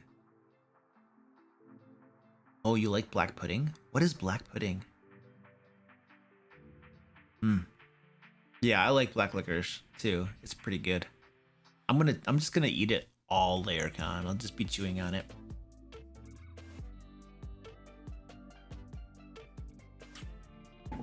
All right, I think I got through all of the super chats.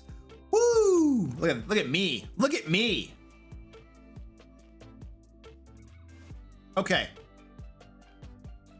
All right, here we go. Question. Hello there. I am new here and I want to hear opinion on something. I was talking with another dungeon master and we were arguing if the PB+1 rule is effective for balancing and logical. So the PB+1 rule is something that Adventurers League does. It's called the player handbook plus one other source. So essentially the idea is that when you are creating your character for an Adventurers League game, you're only allowed to use the stuff in the player's handbook and then the stuff in one other source book. So I might choose the player's handbook and Xanathar's Guide to Everything. And I can create my character using all of the different classes and feats and different options in those two books. But I could not take something from Eberron or take something from Fizzbands or take something from Tasha's. I can only use 2 sources when I create my character.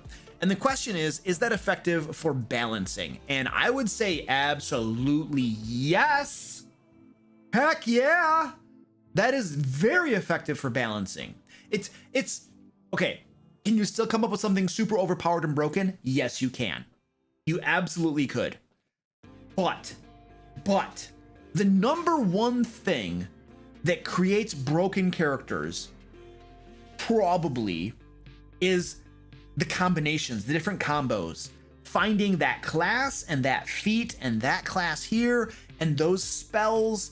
And if I brew all of this together and put it into a package called my character, I'm super powerful. And I took all of these different combinations from all over the place and stuffed them all together and created this massive, monstrous character that's way more powerful than any other.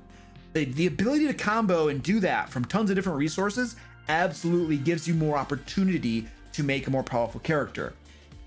Now, could you make a crazy overpowered character from just 2 sources? I'm sure you could. People, I'm sure in Adventurers League do it all as much as they can because they're limited in what they can do. But that's the thing. It limits you. It makes it more difficult to create an overpowered character, because one of the things they're trying to do in Adventurers League is they're trying to balance things as much as they can. They're trying to put limits and balance the characters, because the Dungeon Masters have limits too. The Dungeon Masters, my understanding is they need to run the modules, the adventures, as written. They are not really allowed a whole lot of improvisation, if any at all. They literally need to, what's written, that's the way it is, and I'm not allowed to deviate. And if the Dungeon Masters are fixed that way, you need to have some semblance of like power limits to the characters themselves, because the Dungeon Masters literally are not allowed to adjust anything to account for super powerful characters. So you got to try to limit that a little bit. And I think it's probably as effective as you're going to be. If you're going to pick a way to limit character power, that's probably not a bad way to go about it. You could get a lot more fiddly about it. You could say, well, we need to analyze all of your DPS. We need to analyze your hit points. We need to analyze your crowd control. We need to analyze all of your abilities and have all these different metrics and different things. I mean, geez, holy crap.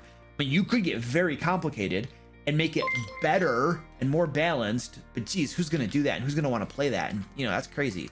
So for a simple rule to try to keep power at a certain level, I think that's probably not a bad way to go.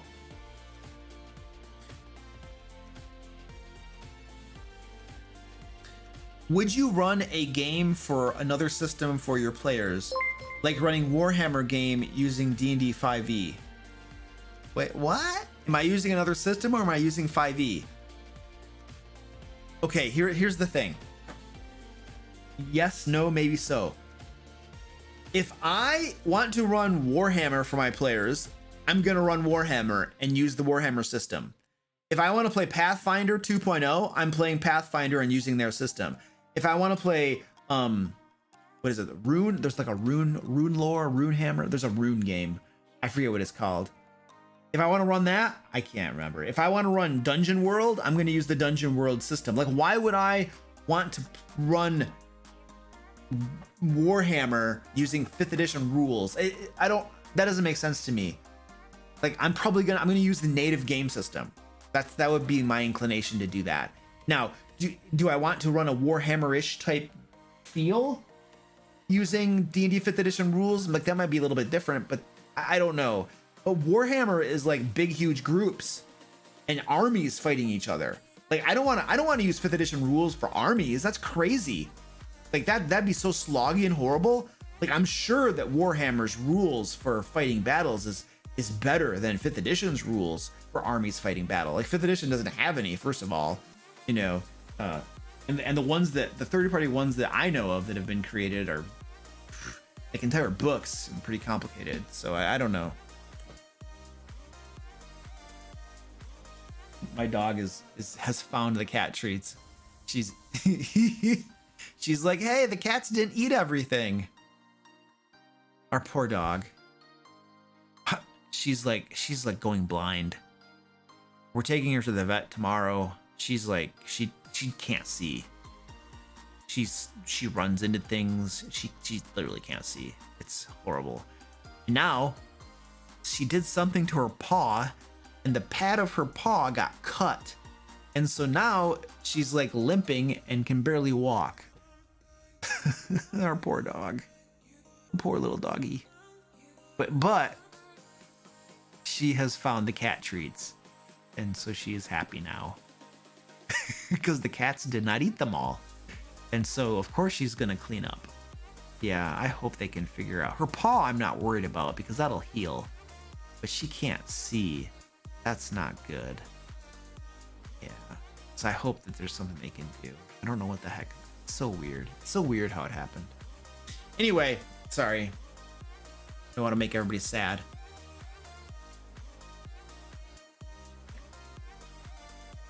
Zoe, can you not find them? I don't know where they are.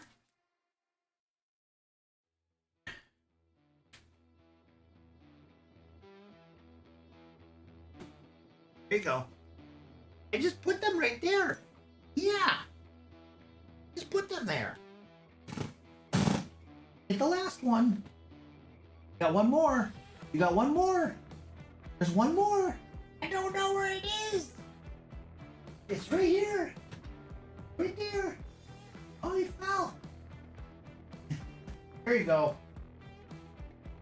All right, come on. That's all. That's all. Lie down. Lie down. Relax. Relax. Okay, there we go. For sending your cats to college? Well, thank you for the super chat. My cats go to college? Anita, thank you for the $5 super chat. I appreciate that. Thank you for hearing me out earlier, Luke. When I DM, I'm very hard on myself, and I tend to expect a minimum for my DMs as a player. Thank you. Yeah, you're very welcome. I mean, you have a right to expect something from your dungeon masters, even if it's look, even if it's a free game, even if you're not paying for it, you have a right to expect something from a dungeon master. And if they don't deliver, then you probably don't go back and play. I don't know. But if it's a paid game, you have absolutely a right to expect something better than what you received. Zoe, why are you walking around? Your feet hurt. If you are homebrewing a monster, how do you figure out a challenge rating for a monster with brand new mechanics? So if they're mechanics that literally aren't part of the rules in how to adjust things, this is what I would do. Centerfire, I would ask that on my Discord. I'm sure if you're not in it, one of my moderators will throw a link to it. But Ed Robinson, he's our lead developer. He's the dude to talk about that. He's actually right here. He's in the chat right here. And also Zach, Goliath Cleric, knows a whole lot about that stuff too. Either of those guys would be prime candidates for giving you guidance on that. I literally pay them to do that sort of thing for me for the things that we publish. So they are the experts. My gut response to you would be find something similar to the new mechanic and then just kind of eyeball it. But they might have a better something better for you. So just talk to them, and then they might be able to answer that better than I can. They are the experts on homebrewing monsters. Absolutely. But that's my take. My take is just find something similar and then eyeball it and call it a day. But I'm sure they have a better answer.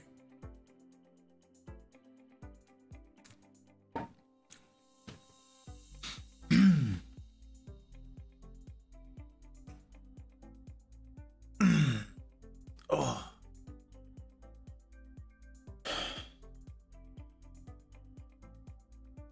All right. How would you go about introducing a homebrew rule to a game? Like specifically a rule or rule set that could affect the game? Or would you even, if it's just a DM thing? So, yeah, I have this from time to time where I will introduce rule sets into my games. Initiative system. That affects everybody. Let's try out a new idea I have for the initiative system. Let's try it out. An insanity system. What was the other thing? Spell dueling. These are different new mechanics and systems that I have wanted to introduce into my games. So yeah, a dungeon master is going to want to get under the hood and poke around and introduce new things to their game.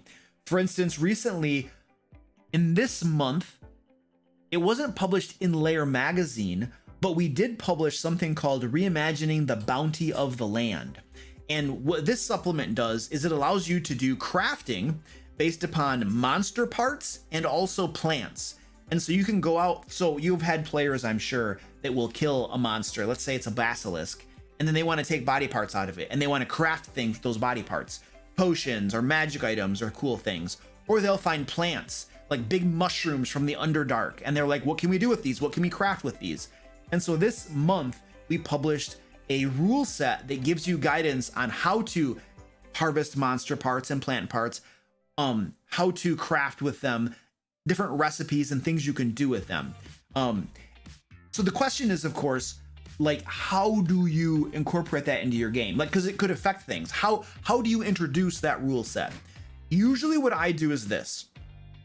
Hey guys, there's this thing I want to do, X thing. I think it's really cool. I think we might enjoy it as a group. This is kind of the idea of what it entails. I would like to start using it as a trial to see how we all like it. And if it goes well and we're all happy with it, we might just keep using it. We also might make tweaks to it based upon our experience collectively as a group.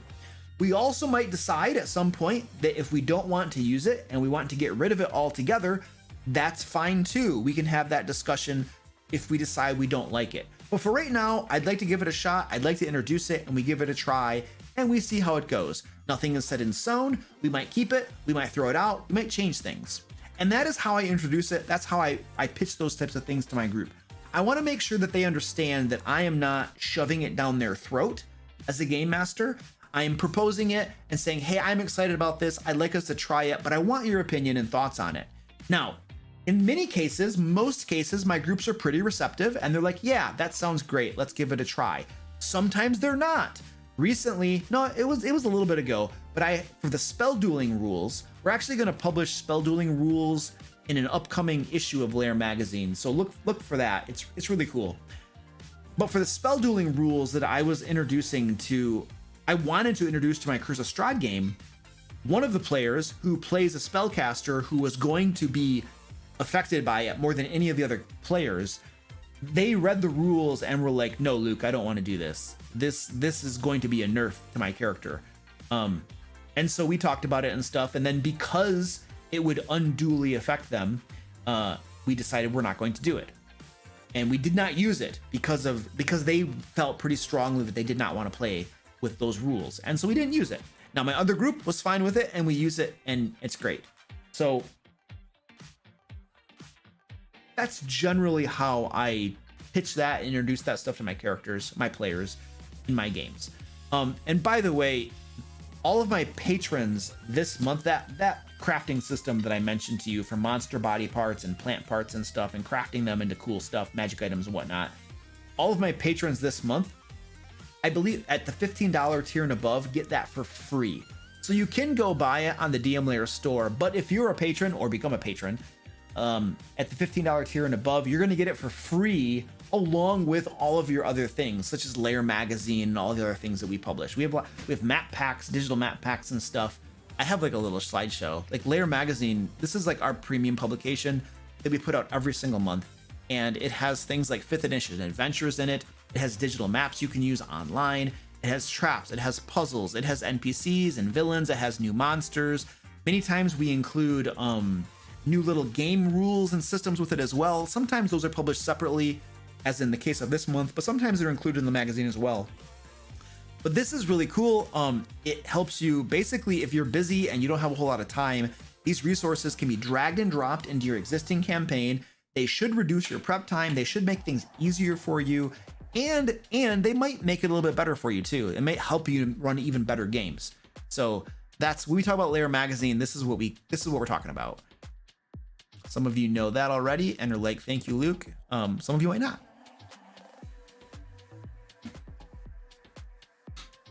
Do you have a miniature collection? Yes. Of course I have a miniature collection. It's not as big as some people's, like Ed's. Ed has a spreadsheet to keep track of his miniatures, but I do have a miniature collection.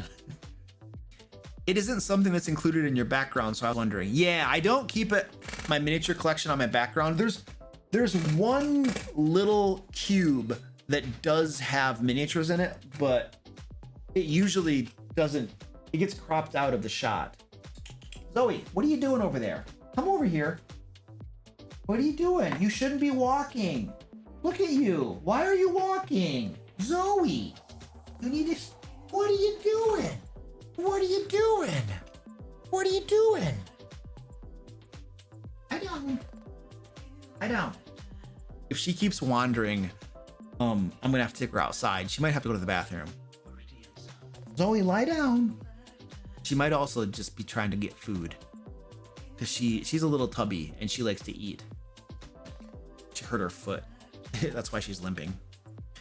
Oh, the reason I don't put my miniatures out, there are probably two reasons I don't put miniatures out on my shelves. One, they get dusty.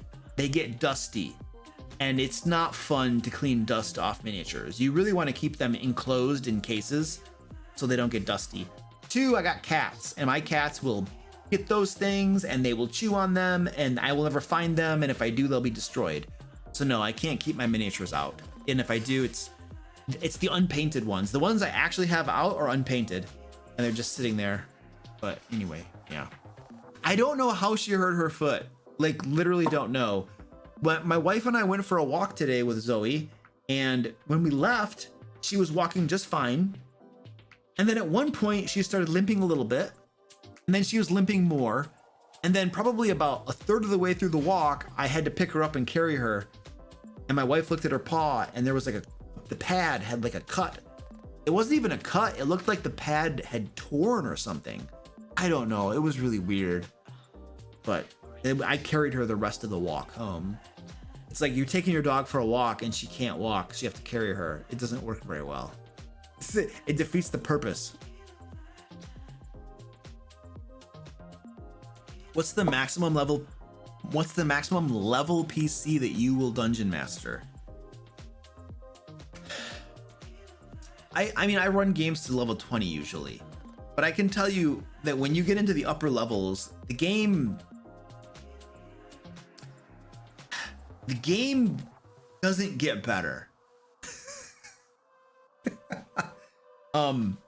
Everything takes longer. Fights take longer. Combats take longer. It's not as exciting as you would think it would be. At least from a dungeon master's perspective. I do get to use cool monsters and stuff, which is awesome. But then the fights take forever a lot of times because they just do at higher levels. Everything takes longer in fights. It's amazing. Even if you have people making their decisions quickly, it's just, I don't know. There's something at higher levels. It doesn't work that well. So I play through to higher levels almost always level 20 and stuff. But I'll tell you what, man. I'll tell you what. There's a part of me when we get into the higher levels that's just waiting to start at level 1 again. You know, it's like life is easier at level 1 and level 5 and level 10. Once you get to like level 15 and 17 and 20, yeah, it's not doesn't work very well. Yeah, tier 4 the game breaks down. Yeah, you know, you guys, there's a couple reasons that Wizards does not publish a whole lot of modules that go beyond level 12 or level 15. They just don't. Almost all of their modules stop at level 12 or level 15. There is a reason. And there are two reasons. One, they know the game doesn't work that well at higher levels. They know it. And they know that it's hard to balance modules for generic groups at higher levels. And they know that most people never play games at higher levels. And so if they make modules for higher levels, people won't buy them because they're not going to use them. And so they're going to make lower level modules because they know people actually play games at lower levels and will actually buy them. So That's just purely a business decision, which is not a bad reason to make that decision.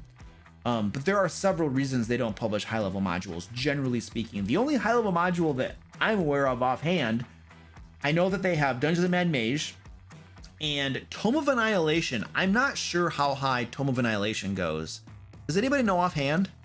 How high does Tome of Annihilation go? I have a feeling that might be one that goes kind of high. But most of the other ones that I can think of offhand are like, they stop at level 12 or 15.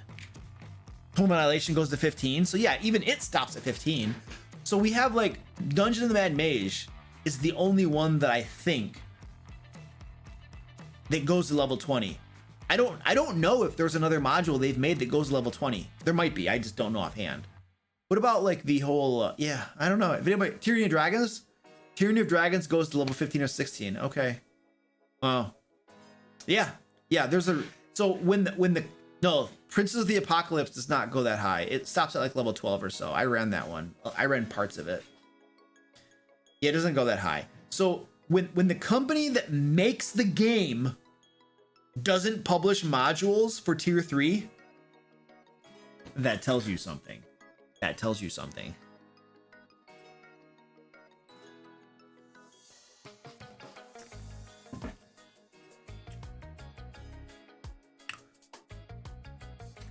Oh, we do have a giveaway going on. I'm bad at mentioning it. Can we get a link in the chat for the giveaway? We're gonna draw the winner at the end of the stream. Basically, it's a D&D book of your choice, or you can get store credit on the DM Lair store. Stapled Spine Horror Sign. Hello. I'm a new patron, thank you. And I really enjoy the Lair mags. Is there a way to look through all the past issues I missed? I don't know what you mean by look through, but if you want to know what's in them, then you can, we literally have a link on my Patreon page, and there's a link in the Patron layer as well that links to a spreadsheet that lists all of the content from all of the back issues. So if you just want to be able to see what they contain, like a listing of them, we have that available. If there's a way to literally like get them and look through them, you would have to buy them to be able to like have the PDFs and look through them, because that's literally what the product is, you know. So that's what you're asking. Then but there's a list. We can do that at least. If possible, Zach, maybe you or Penguin or somebody could grab that list and just throw it in the chat too, just so that people can see all the back issues and everything contained in the different. Well, you can get the back issues, Stapled Spine. You can get all the back issues. You get them on the DM Lair store. There's a link in the chat. There's probably a link in the description. But you can definitely get all the back issues. They're all available on the store. And maybe we can get a link for that as well, the store. I would appreciate it. Thank you. Bye, Nixit. I have like cat hair on my face. Blowing at me.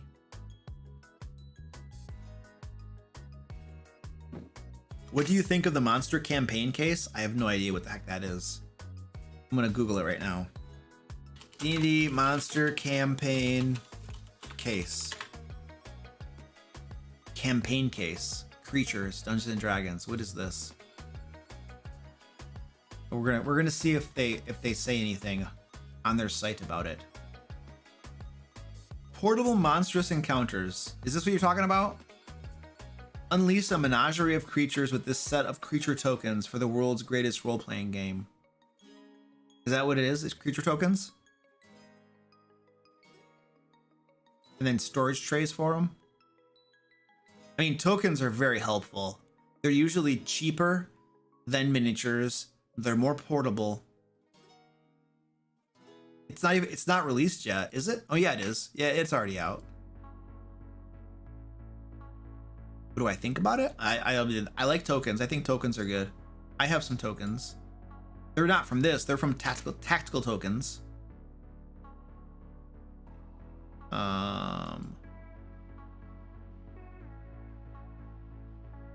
This is useful when you're traveling, if you're going to a convention or something like that, you know, or if I'm assuming this is probably, oh, don't go there, don't go there, don't go there. This is probably cheaper. Probably cheaper. What's the price? Hold on a second. I need to see what the price is. Okay, so it's like $65. It gives you a little bit of terrain. Zoe, come on, get in your bed. Get in your bed, Zoe. Lie in your bed. Lie in your bed. Lie down. Lie down. Lie down. I gotta take my dog outside. It's got some terrain stuff, it looks like. How many tokens come with it? It doesn't even say how many tokens. The Amazon listing doesn't say how many tokens come with it. How stupid is that? Why wouldn't you say how many tokens are in there? Oh, here we go. There's 64 of them. So it's like $1 each. And you get other stuff with them as well, maybe. Oh, it's got clings. Oh, they cling to it. Oh, that's really interesting. I don't know. You might find it useful. I'm not gonna buy it. Okay, here's the deal. I gotta take my dog outside. We're gonna give my cats some catnip so you can watch them do stupid stuff. And then I'm taking my dog outside. And then I'll be back and we'll keep answering questions. Okay. Let's get some catnip. Woo! All right, let's go to the coffee cam. So you can all supervise the proper administration of the catnip. We have the banana. Gonna get this thing hopped up. Hello. There you go. Have some of that. Look at this. Orange is licking his belly. Orange.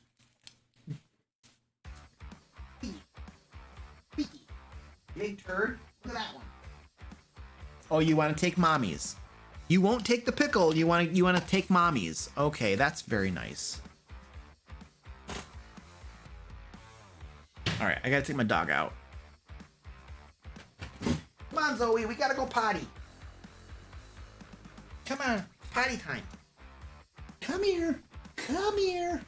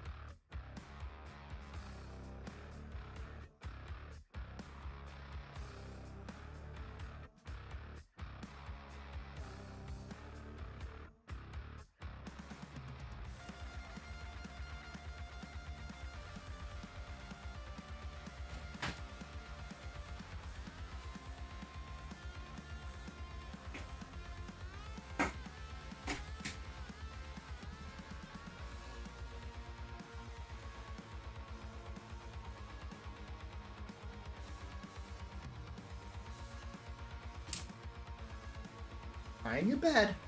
Lie in your bed. Lie down. Don't wander around. Hey, Squeaky.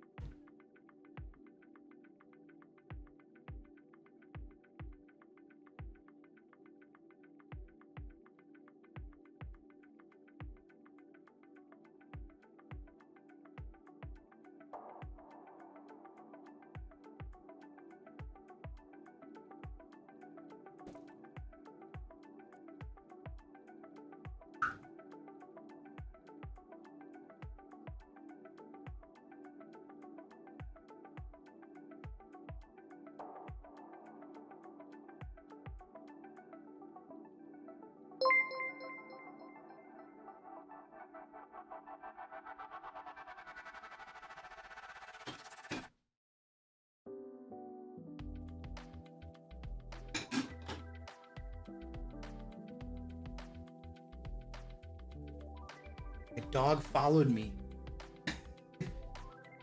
Which is not strange, but her paw hurts. You'd think she would stay in her bed. Zoe, stay in your bed. Zoe, stay in your bed. Come on. Come on. Why she keeps getting up and wandering around? All right. Let's go. Squeaky. Come on, Squeaky. I'm a big boy. I have both of the toys. He is hogging both of the toys. Good gravy. He's gonna get up any moment and run off like a maniac. You just watch. He's gonna get up and just zoom off. It's gonna happen eventually. What's the music? Hold on, I'm gonna see what the music sounds like.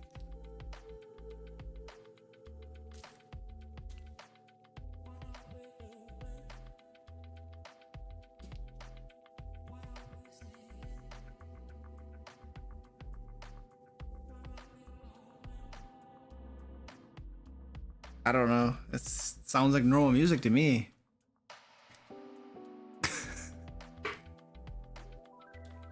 Oh, the background music? Oh, you want to know where the background music? Oh, it's Epidemic Sound. Yeah, it's Epidemic Sound. I don't know. They have lots of music there. I don't know. I just picked some that had this, like, you know, chill beat to it, basically. Penguin Butt wants to know when I'm planning on getting Ed's gifts out of my P.O. box. Well, here's the thing, Penguin Butt and Ed. I don't go to my P.O. box very often. It's pretty much out of my way. It's on the other part of town that I never go to and stuff. So, and when I'm over there, I forget. So I'm trying to remember. And I'm gonna do the best I can. I should have it probably by November or December, for sure. Absolutely for sure. It would happen by then. Your mail carrier must love you. Sometimes I go to my P.O. box and it's like stuffed full. And I'm like, jeez. But Most of the time I go to my P.O. box and there's nothing. It's totally empty. This dog is just determined to wander around, even though her paw hurts. Jesse, thank you for the $25 tip. I really appreciate that. We are working on raising money for the Capital Area Humane Society. They do lots of awesome stuff for doggies and cats. My dog just ran off Squeaky down there. Zoe, where are you going? Zoe, where are you going? Why don't you lie in your bed and relax? Huh? All tips go to the Lansing Area Humane Society, and Kirby has almost lost all of his hit points and is about ready to get kicked off the screen. In fact, a $10 tip will kick him off, and then you will get your name up there. I answered that question.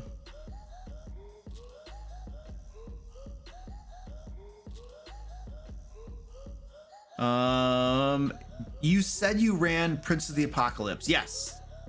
I'm running that module soon. What is your advice for running it? I've heard the book is a bit disorganized and I can tell when prepping it. Thank you. Yeah, the dream's gone. Thank you for the $10 tip too, or super chat too. I appreciate that. Yeah, it's not. Some of the information is like all over the place and it's hard to find certain bits of it. It's not the most well-written module in the world by any stretch of the imagination. I don't know who made that stupid thing.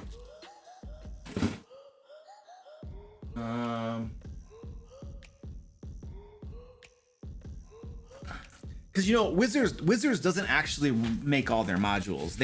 They farm it out to different people a lot of times. Who made this? Yeah, it says Sasquatch Game Studio. So they farmed this out to somebody.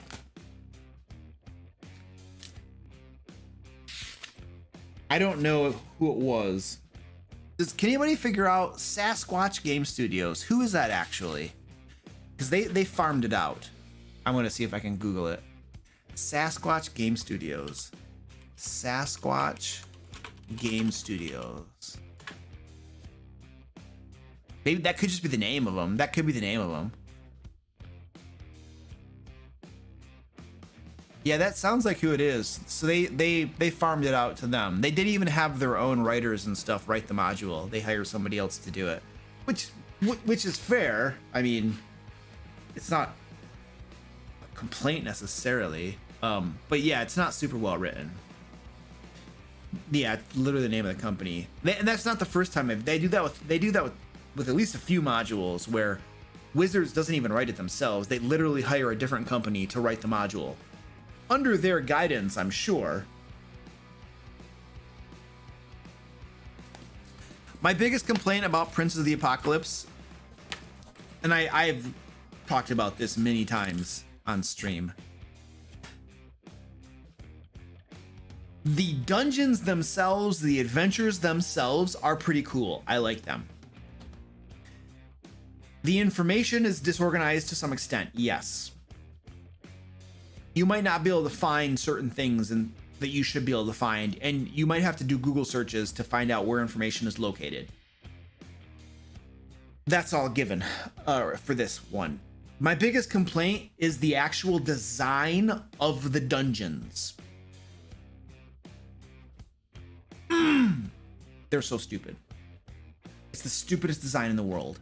Like, you could not design dungeons in a stupider way if you tried. Like, you would have to literally have a think tank to figure out a worse way to design dungeons. To frustrate players, to frustrate the dungeon master. So, there are 4 locations. Essentially, there are 4 dungeons in the game. And there are 3 levels to each dungeon. So imagine 4 different locations in the game world, in this local region, 4 different locations. And in those 4 locations, there's a dungeon, and each of those dungeons has 3 levels. And if you go to one of those locations, The first level of that dungeon is designed for level 3. The second level of the dungeon is designed for level 7.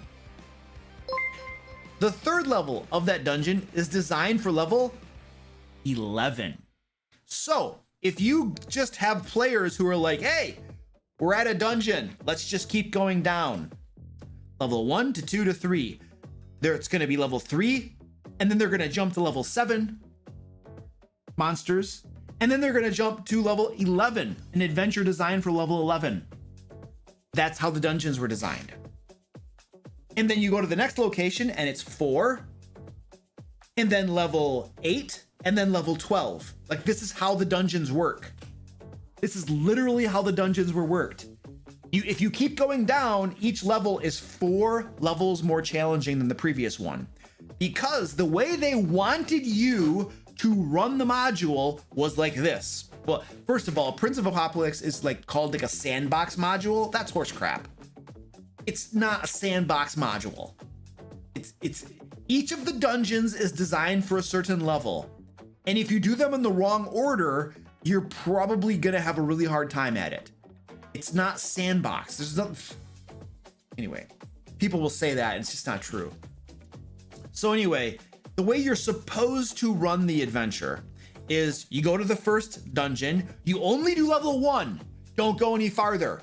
Do level 1 and level 1 only, and then travel to the next dungeon, only do level 1, because this level 1 was level 3, this one was level 4, and then you go to the next location, only do level 1 because it's designed for level 5, and then go to the fourth location for level 6, and then go back to the first location to do the second level, which is designed for level 7.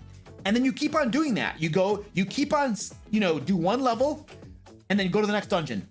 And then you keep on doing this in a big circle. That's how this was designed to be played.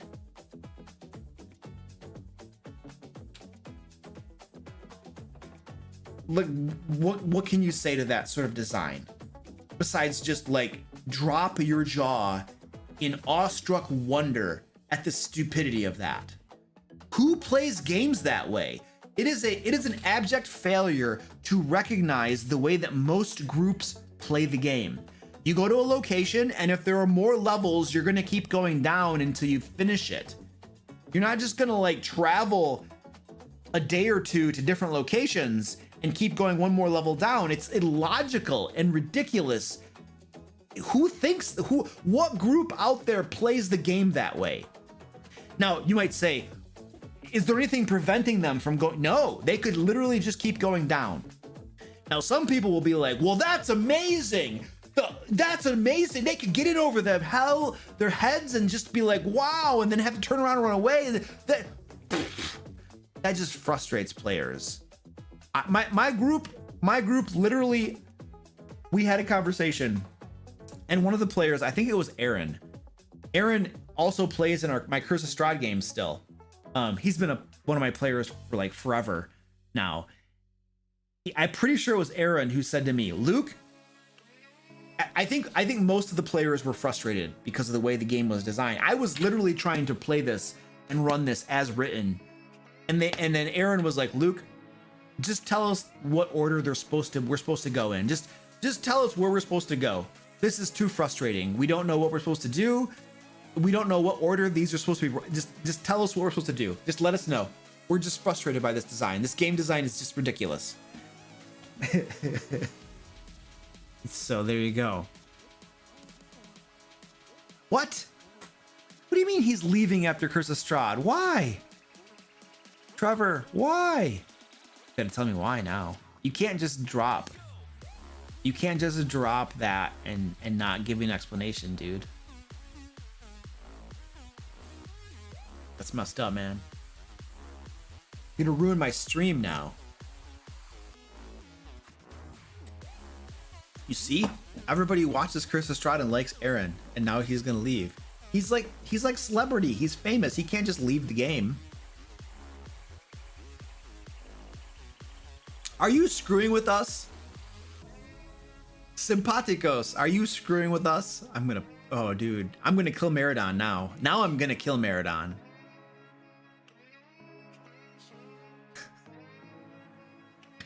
I think he's screwing with us.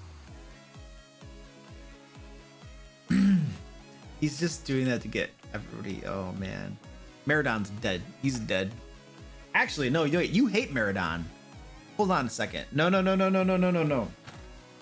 Meridon now has plot armor. Meridon will never die. He is alive forever.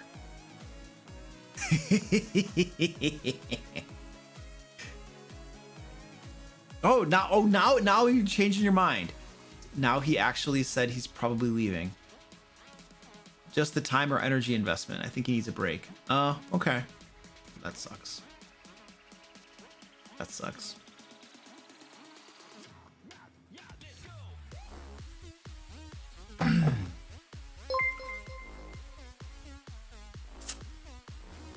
All right.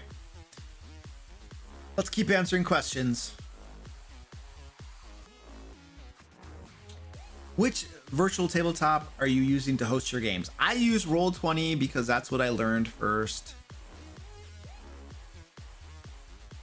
I wish I used something better. I've heard different things about different things. A lot of people talk about Foundry, but at the same time, they talk about the learning curve and how hard it can be to implement things and stuff. And it's like, I don't need something hard. I need something easy for my life right now. And Roll20 gets the job done well enough. And I know how to use it. And so I'm kind of stuck with it. My dog went upstairs again. What's your take on a dungeon master making playable races? Too much work. I'm not gonna mess with it. I mean, there are so many different playable races out there. I just let my players pick the one they want to play and call it a day. Whether it's too much work or not that's the dungeon master's call. Like, if you don't want to do it because it's too much work and you'd rather use your time for something else that you feel has more benefit to your game, then that's your prerogative. I'm not going to make playable races because I think my time is better spent elsewhere. Creating the adventures, creating interesting NPCs, creating the world, whatever, creating new monsters. There's so many things that I feel my time is better served doing as a dungeon master than creating new playable races. So I'm not gonna do that. Some people might love that and think that's cool, and their players might love it. That's great. Then do that. That's the thing that you and your players like. Oh, you know what I wanted to look at?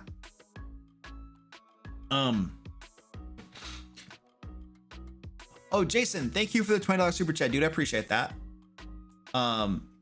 Happy Wednesday. Well, thank you, sir. The video on handling indecisive players is priceless. Oh yes, I did that one recently. I sprung a Blinksky doll on my Curse of Strahd players and they freaked out and could not decide what they were going to do with the doll. I love using those dolls in my Curse of Strahd game because they're freaky, dude. When you're playing a horror game and you run into a doll, they're freaky. I don't understand. They are freaky. They're totally freaky. You know what I wanted to look at? What's the new module? They have a new adventure that's releasing. Wizards has a new adventure that's releasing next week or something. What's the name of it? It's like 3 books. It's a box set with 3 books in it. What's the name of it? Somebody tell me the name of it. I know Goliath. It's the Spelljammer one. That's right, the Spelljammer one. Okay, where is that link? Goliath, you sent me a report on it. I don't have the link handy. Let me find this. Because I wanted to talk about it because I don't understand something.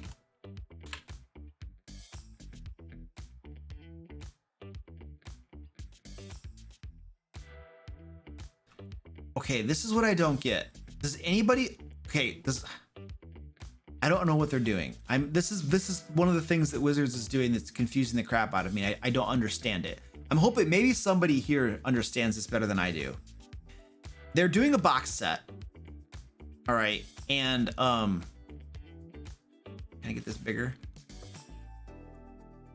They're doing a box set, and This is like, if you remember second edition was known for its box sets.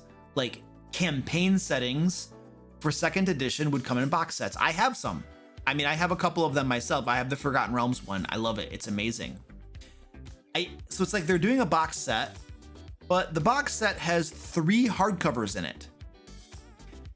And here's the thing. Each of the hardcovers is 64 pages long. It's 64 pages long. What I don't understand is why would you create 3 separate books instead of one book that's 170 pages or something, 180 pages. Like you could easily, like I could understand the argument if you said, look at each book is 300 pages. We can't get it into one book. Understood, 100%. But when each book is like 64 pages, you could easily get that into one book. Is there a reason they're doing 3 of these? Like I don't quite understand. How much does the Spelljammer thing cost? Does anybody know how much it costs? I'm trying to figure out why they're doing this. There's gotta be a reason for this. I'm trying to figure out what it is. My gut is to say that it's because for nostalgia's sake, maybe because second edition did box sets, but I don't know if that's the case. Okay, they're charging. Is it $41? I think it's $41. It's really hard because these stupid, the way they do these links is really bad. I just want to literally look at the product. I don't want to look at your like fancy pages. Oh my gosh. It looks like the retail price is $70. Okay. Okay, I understand now why they're doing it. I understand. I understand. Okay, hold on. I think I know why. I'm gonna pull up some high tech stuff here. Hold on. We're gonna do a little thing.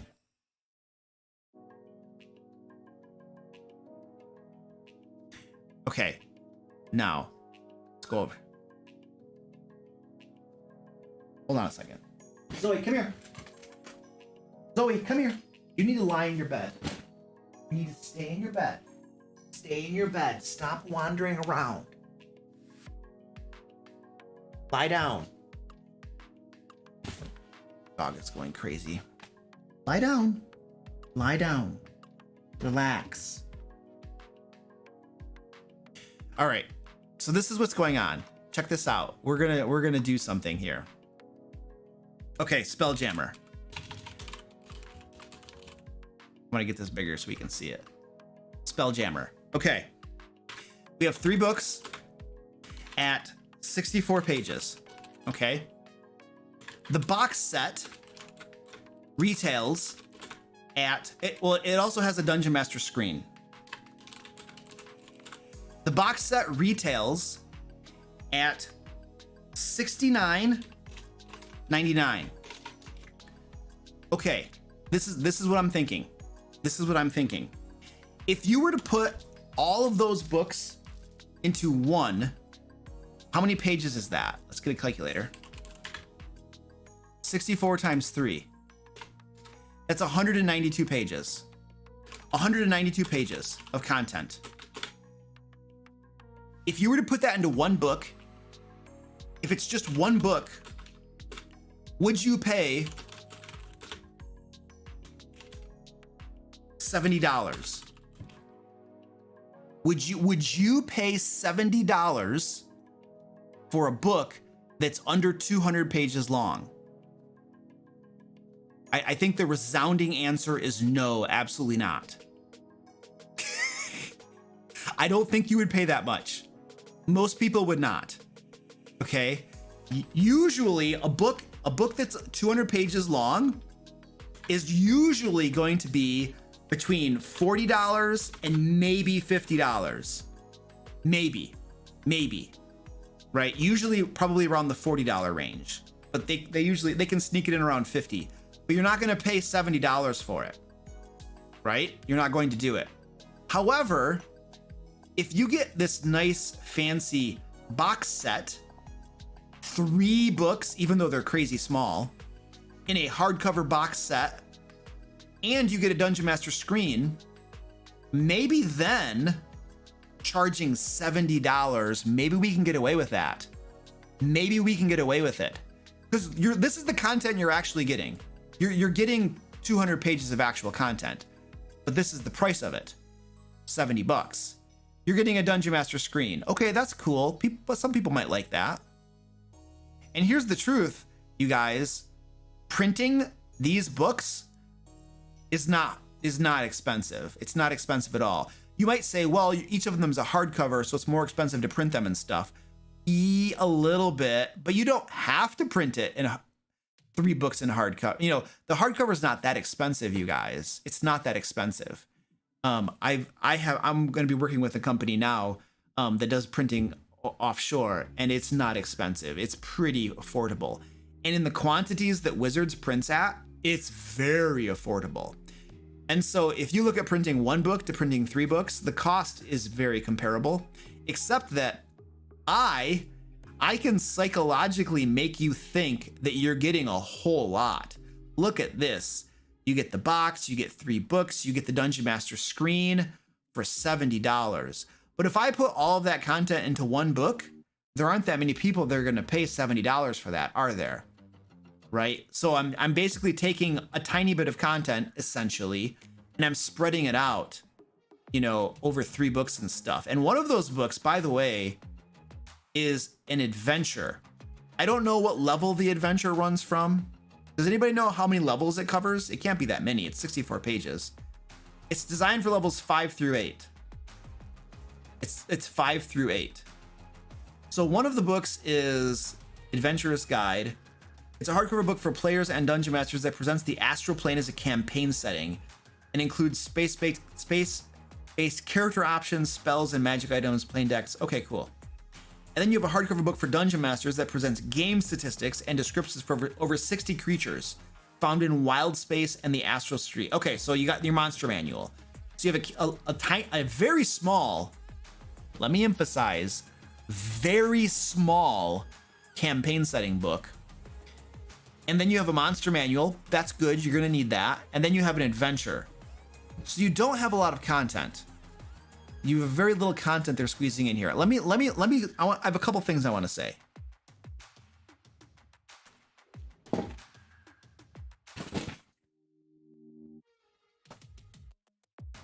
This right here, the Eberron campaign setting that they released for 5th edition is, in my opinion, the gold standard for how campaign settings should be done.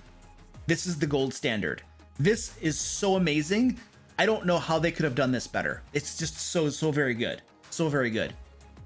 This thing here was $50. It retailed at $50. I obviously have the alt cover, but $50, and it has a poster in the back, which I have not taken out yet because I usually don't until I actually need it. It's over 300 pages. It is 320 pages. This is the gold standard.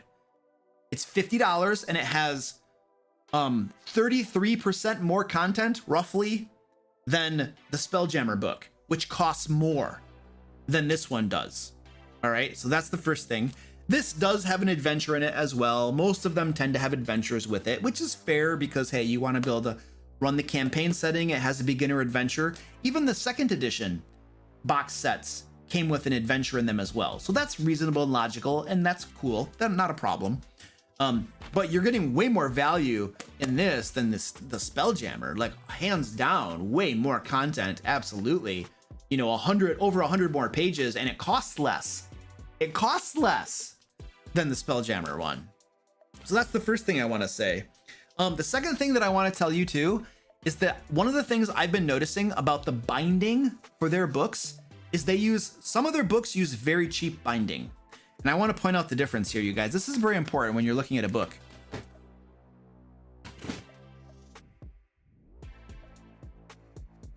I don't know if you're going to be able to see this because I don't know if the camera is going to catch this. This is the Pathfinder 2.0 book. which has really good binding, really high quality binding.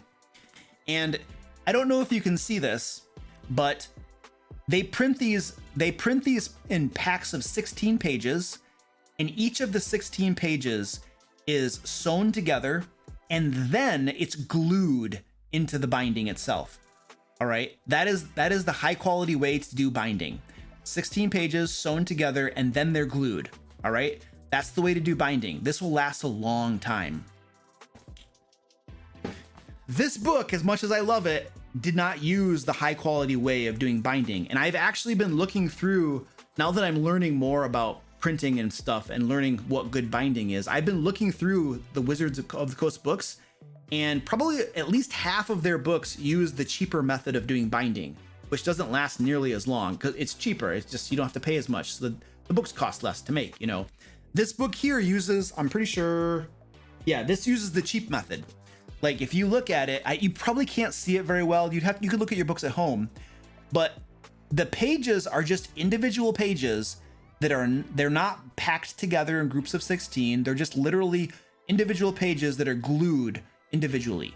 And this type of binding is not going to last as long. It's not as high quality. All right. And so what am my point? My point is that sometimes the books they print aren't even that high quality.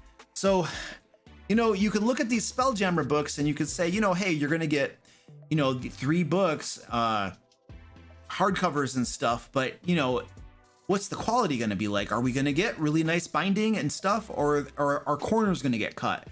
You know, and I would hope, I mean, my hope would be that if you're paying $70 for content that would usually run you maybe $40 or $50, my hope would be that we get really good binding, you know. Now, the one thing I can say that might kind of sort of make sense in splitting the books into 3, and this is the little bone that I will throw out there, is that one of these books contains monster descriptions, and the other one is the adventure itself. So technically, as a dungeon master, I don't want my players to have access to the monsters, and I don't want them to have access to the adventure. So if I, as a dungeon master, decide to use this campaign setting, it is very useful for me to be able to give them the one book that contains stuff that they should be able to read and doesn't have any, you know, there's no metagaming in problems and stuff. So that is the bone I'll throw, that it is useful to be able to give the players, if you're going to loan out a book for your players to use, the one book that just has the content that they need. So that is a bit of the usefulness, I suppose, in this. But overall, I am failing to get excited about the way they're packaging this product. I feel like it probably would have been better as one single book for $50 instead of 3 separate books for $70. I don't see the value there. If you're just pound for pound value, this feels like they're trying to pull the wool over my eyes. Like I'm not going to realize what they're actually doing. That's what it feels like.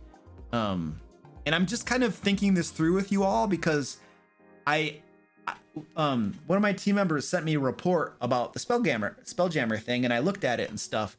And today as I was working on other things, I was thinking to myself, like, why are they doing a 3-book box set? Why would they be doing that? What's the reason for that?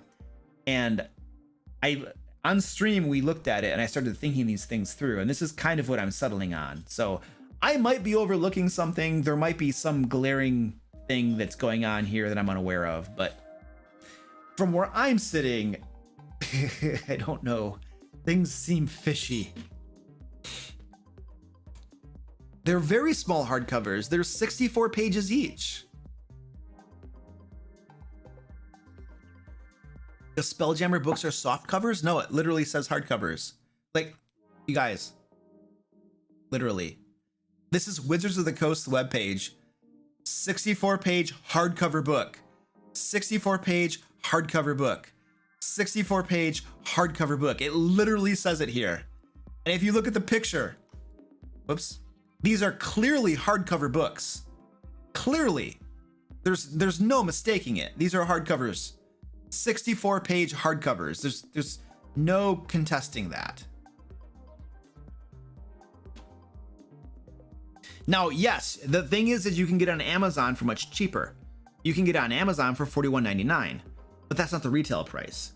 In normal Wizards books, retail for about $25, $15 less. So like this book right here, the Eberron campaign setting, you're going to get it for probably about $25 or $30 on Amazon, because you always get steep markdowns on Amazon. But that doesn't change the point that it appears that they're trying to drive the price up for less content and trying to obfuscate that fact through how they're marketing it, or not marketing it, but how they're producing the product, you know. All right, anyway, we've probably talked about that enough. My dog is wandering around again. Let's go see some questions.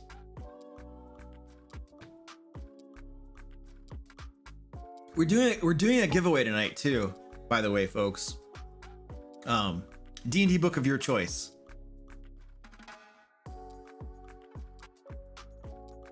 I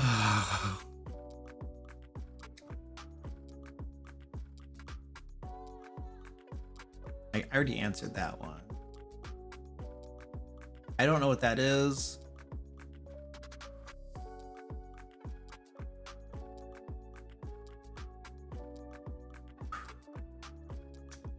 My powerful level 16 players are about to fight a demon prince of the abyss as the final fight of my campaign. Any advice on how to make this fight super memorable for them? Thanks. I literally have a video coming out next week about how to make boss fights super memorable and epic and awesome. And I have 2 older videos on my channel called How to Make a Perfect Boss Fight Part 1 and How to Make a Perfect Boss Fight Part 2. The videos aren't crazy long, and they're packed full of tons of different things that you can use in your boss fights. I would really recommend going and just checking out the videos. It has to do with things like terrain, and there's just so much stuff in there. I'm sorry to give you kind of a cop-out answer, just go watch videos, but the information is covered very well in the videos, and I'm getting tired, so that's what I'm gonna give you. I'm sorry.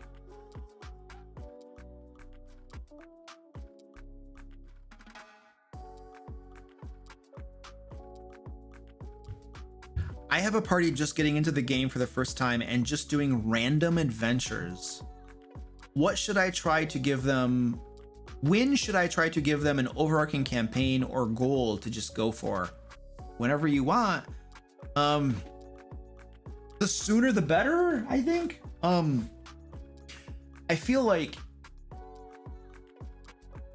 the game might be more satisfying for them if they have an overarching goal that ties all the adventures together, something they're working toward and striving toward, a big bad, a big huge villain at the end of the campaign that they're trying to overcome. It's probably going to be more satisfying for them if they feel like they're working towards something. If they're just doing one-off adventure after one-off adventure, there's nothing wrong with that, but it might not be nearly as satisfying as knowing that they're going against something really big, you know, and it's gonna take a while to defeat them and stuff. So that's kind of my gut feeling on that. You can totally run a campaign where you just keep doing one-off adventures and stuff, and I think everybody will probably have tons of fun and stuff, and there's no problem with that. It probably will be more satisfying to have more of a campaign going on where you have an overarching theme, a bad guy, a problem that's tying things together, and things are related to each other, you know? That's my gut feeling. It's probably better that way.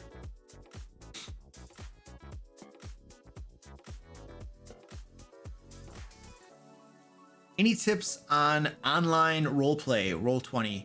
My Curse of Strahd game is moving to online as some people have moved away, but we want to continue. Well, yes. The first thing that I will tell you is Roll20, it works. And if you're playing a module, buy the module on Roll20. Do it. Just don't be like, whoa, I already bought the book. Like, I have the book. I don't want to have to buy the module on Roll20. Dude, trust me. You will save so much prep time. You buy that module on Roll20. It has all the maps you need, all the tokens you need for all the monsters. It has dynamic lighting and setup. Just having the maps alone on there ready for you with dynamic lighting, if you use dynamic lighting, because it does slow the game down because Roll20 sucks. But having all of that ready for you, dude, I cannot tell you how much time it saves. It's insane how much time it saves to not have to put maps in there and mess around with all that stuff. So yes, you're gonna have to pay $20 for getting the module on Roll20. It's worth the money. You're saving so much time, dude. And headache and frustration, it's worth it. It's totally worth it. Get the stupid module, you know, grumble about it if you need to, but you'll see that it's worth doing it. So that's that. That's the biggest thing. You're gonna want a way to ideally have video at the same time that you're playing. Zoom could work. You could do it over Discord. You could probably use like Google Hangouts or something, although I've never tried that before. But you definitely want a way to be able to see each other and hear each other while you play, all of you. It's not gonna work to type it. If you got one person trying to type and the rest of you are playing the game with voice and seeing each other, it's not gonna work. That person's gonna get left out. If you can't see everybody, here's the thing. What you're gonna find, dude, is when you play online, there is a disconnect. You're missing the atmosphere. There's this palpable atmosphere to a D&D game when you're in person that elevates the entire game and makes it so much more fun. You're not gonna have that online. So you need to do everything you can to get as close as you can to making it feel in person. You wanna see people's faces and you wanna hear them. You wanna try to replicate that in-person feel as much as possible. So seeing people's faces and hearing them is absolutely mandatory to try to have as much fun as possible. You're probably gonna feel that the fun goes down. It's just probably gonna happen. But if they're all buddies and you don't wanna not play with each other, then what are you gonna do? Now, if some of you could be in person and then the persons who left are just video, that might work, but then you don't have an even playing field. Anybody who's ever been in a meeting where most of the people in the meeting are actually in the same room, and then there are a couple people who have video conferenced in, I'll tell you what, those people who have video conferenced in, where everybody else is in person, but they're on videos, it's really hard for them to participate. A lot of times they can't hear what's going on because there's ambient noise and people talking and stuff, and it's hard for them to get a word in. It's really hard when some people are in person and then some people are videoed. The video people feel left out. They do. It's the way it works. So it's probably better to just have an even playing field and have everybody on video, Zoom and Roll20.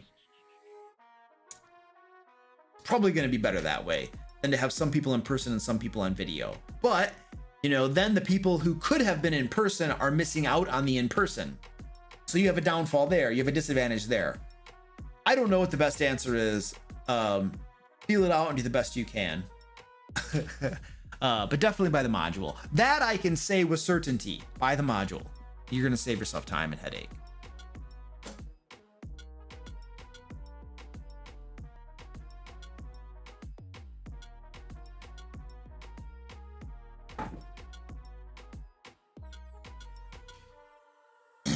How do I know that my adventure is good enough for my players? I feel like I'm not creative and want to create an adventure and maybe find a villain for the campaign. I mean, dude, there's no way to know if it's good enough. And how do you define good enough? How do you define good enough? I've made plenty of adventures that I think in retrospect probably weren't that good. But when I made them, I thought they were good. It was only after I had a group play through them where I was like, crap, that adventure wasn't designed very well because of X, Y, and Z. I could have done better there. Ugh. I'll have to remember that for next time. But when I made the adventure, I was excited. I thought it was cool. I thought my players would like it. And my players did enjoy it. They did have fun. But I didn't see the flaws in the adventure until after I played it. Because, you know, you just have tunnel vision. You don't see all those things. You don't have the benefit of, you know. So how does anybody really know in advance if an adventure is good enough? If you could be better, or where its flaws are, and you know, because there's always gonna be something you could have done better. So you don't know, and you never know how your players are going to interact with your adventure and what they're gonna do. So I think the whole question of is it good enough? I don't know if that's a useful question. I don't even if it's not good enough, what are you gonna do? Like you can't tell if it's good enough or not. You just can't tell. There's no useful gauge to measure that by, you know, and then so it's not a productive question. It's probably not worth worrying about. I think a more productive way to approach it is probably going to be, hey, I made an adventure. Cool. Let's go play the adventure. And then keep your eyes open. See what happens. See what your players do. See if there are any problems with the adventure. Afterwards, maybe ask them, hey, what do you think could have been improved about that adventure? Were there any things that felt missing, or were there any things that could have been done better? Get some feedback from them. You usually have a gut feel too about things that worked and things that didn't work. Well, use that. So use feedback from your players, use feedback from yourself and your own observations to use that information and make the next adventure a little bit better. Just a little bit. We're not talking about becoming a professional, amazing dungeon master in a few game sessions. We're talking about continual improvement, little bit by little bit, that is slowly going to take you from being an okay, maybe dungeon master to a decent dungeon master, to a good dungeon master, to an excellent dungeon master, to an outstanding, you know, that's the idea. You want to get improvement little by little by little.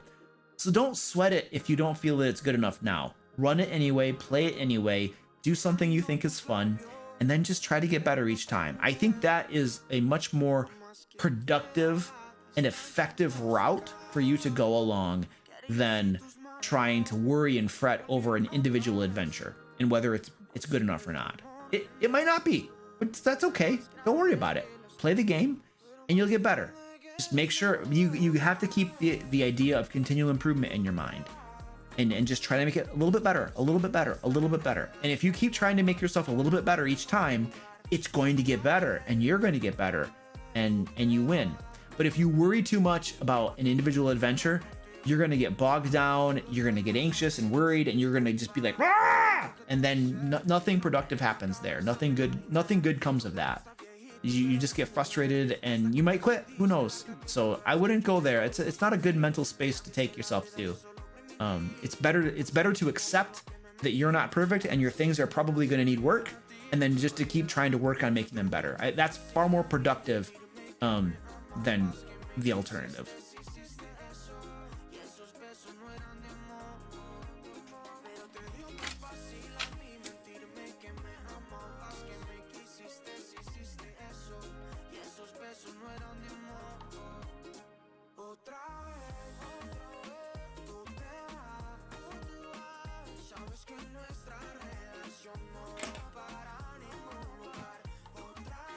We are doing a giveaway tonight. Please sign up for the giveaway if you're interested in winning a D&D book.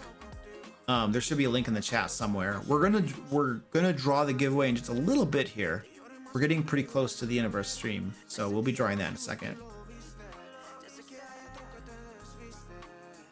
Oh, there's a cool question in the chat. Let me just grab this question.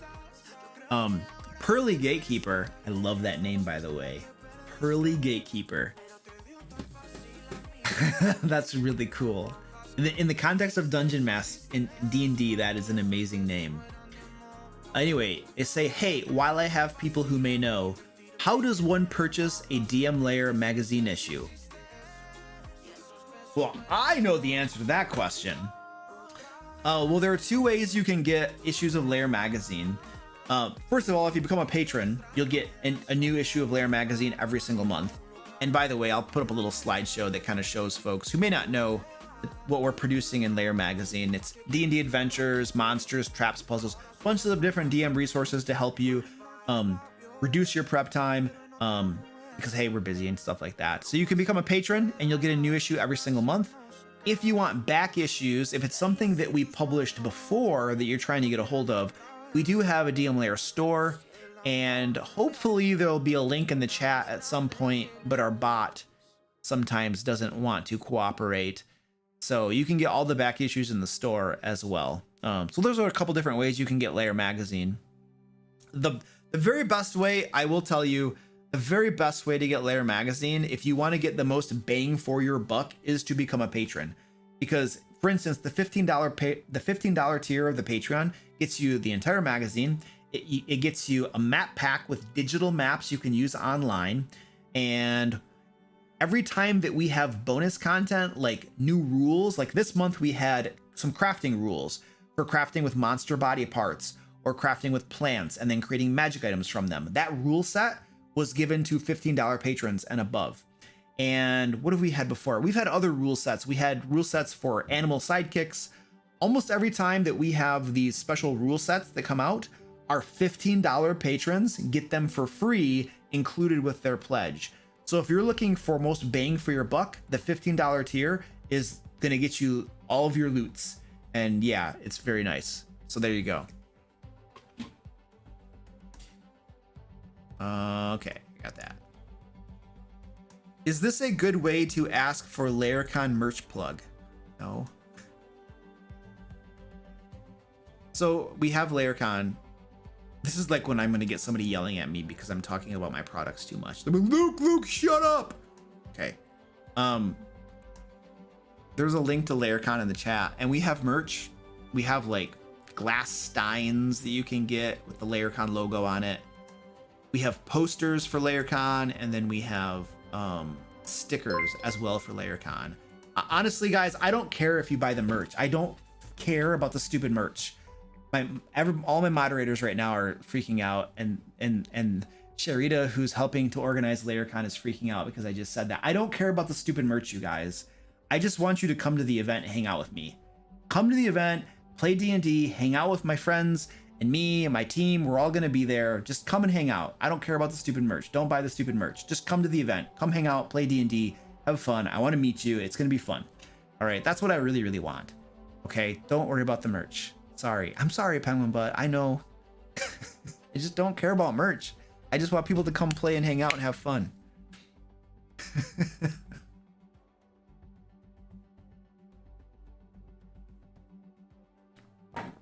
All right.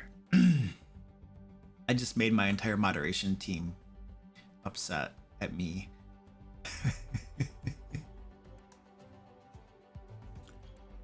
Any tips for running a game for a player who is 7 and just starting out with D&D? 7 is pretty young.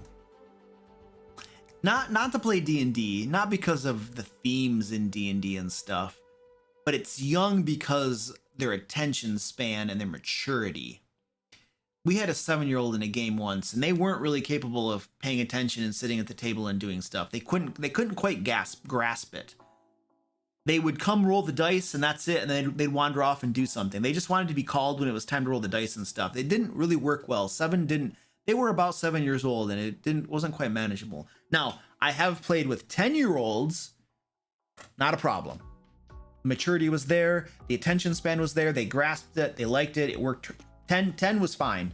10, 12, beautiful ages. 7's hard.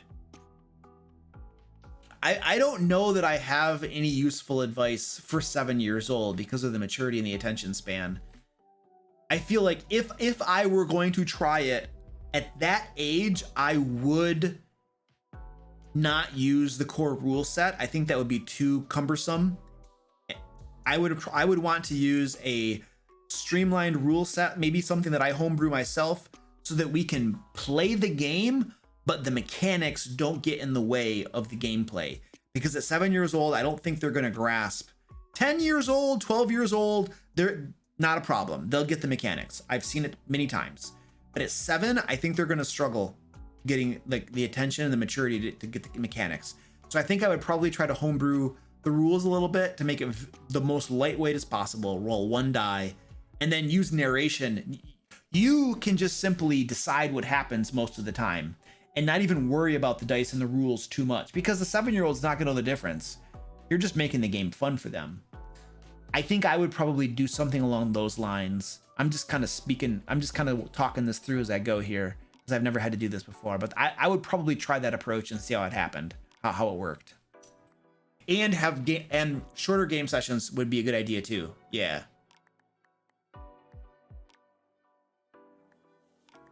Oliver Paula says, I want merch that says I don't care about merch. Reading levels could be an issue. Yeah, I agree. It could be. I got that one. Okay, cool.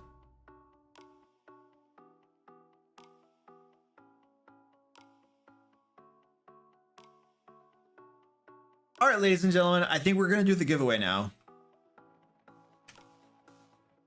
I'm going to draw the winner to the giveaway. Let's go over here. Drawing the winner to the giveaway.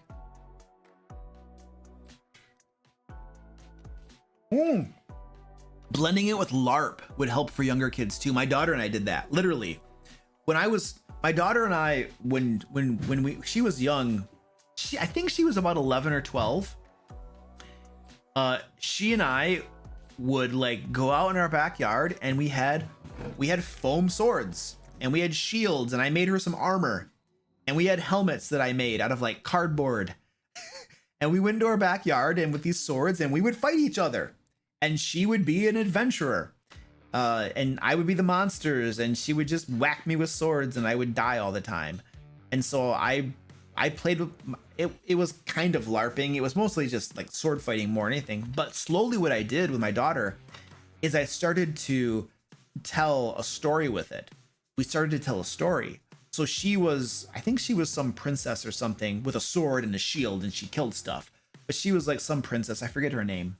And I started to tell a story as well. So it wasn't just killing and fighting and sword fighting. There was a story. I started to weave a story into our outside play sessions with swords and stuff. And then one day I just had us play inside at the table, and she wasn't sure what we were doing. I told her, hey, now we're actually going to play at the table with our imaginations instead of outside with swords and stuff. And she really liked it. She mostly liked the talky bits, the social interactions. She really got into those. The combat, she was fine with it, but it wasn't the thing that it really excited her. So yeah, I slowly transitioned my daughter from like LARPing to adding more like just sword fighting. LARPing is more than just sword fighting, but story, and then actually playing at the table with like D&D actual dice and stuff. So I transitioned her, and that worked pretty well, I think. So there's an idea for you. Okay, now I'm drawing the winner to the giveaway.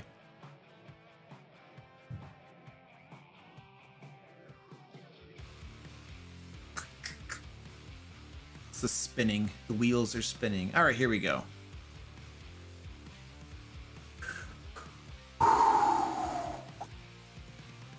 All right, William Wells.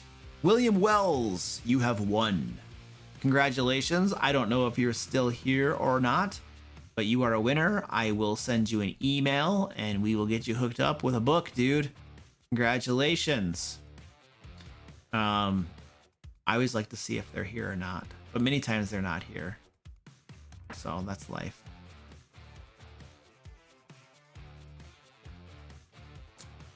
All right. Ladies and gentlemen, this stream has come to an end. We're leaving it right there. I'm gonna get some rest. Thank you for hanging out with me. It's been fun. I'll be here next week, Friday, and we'll talk D&D and stuff again. So if I didn't get to your question, I'm really, really sorry. I do the best I can. All right, bye guys. Have a good one.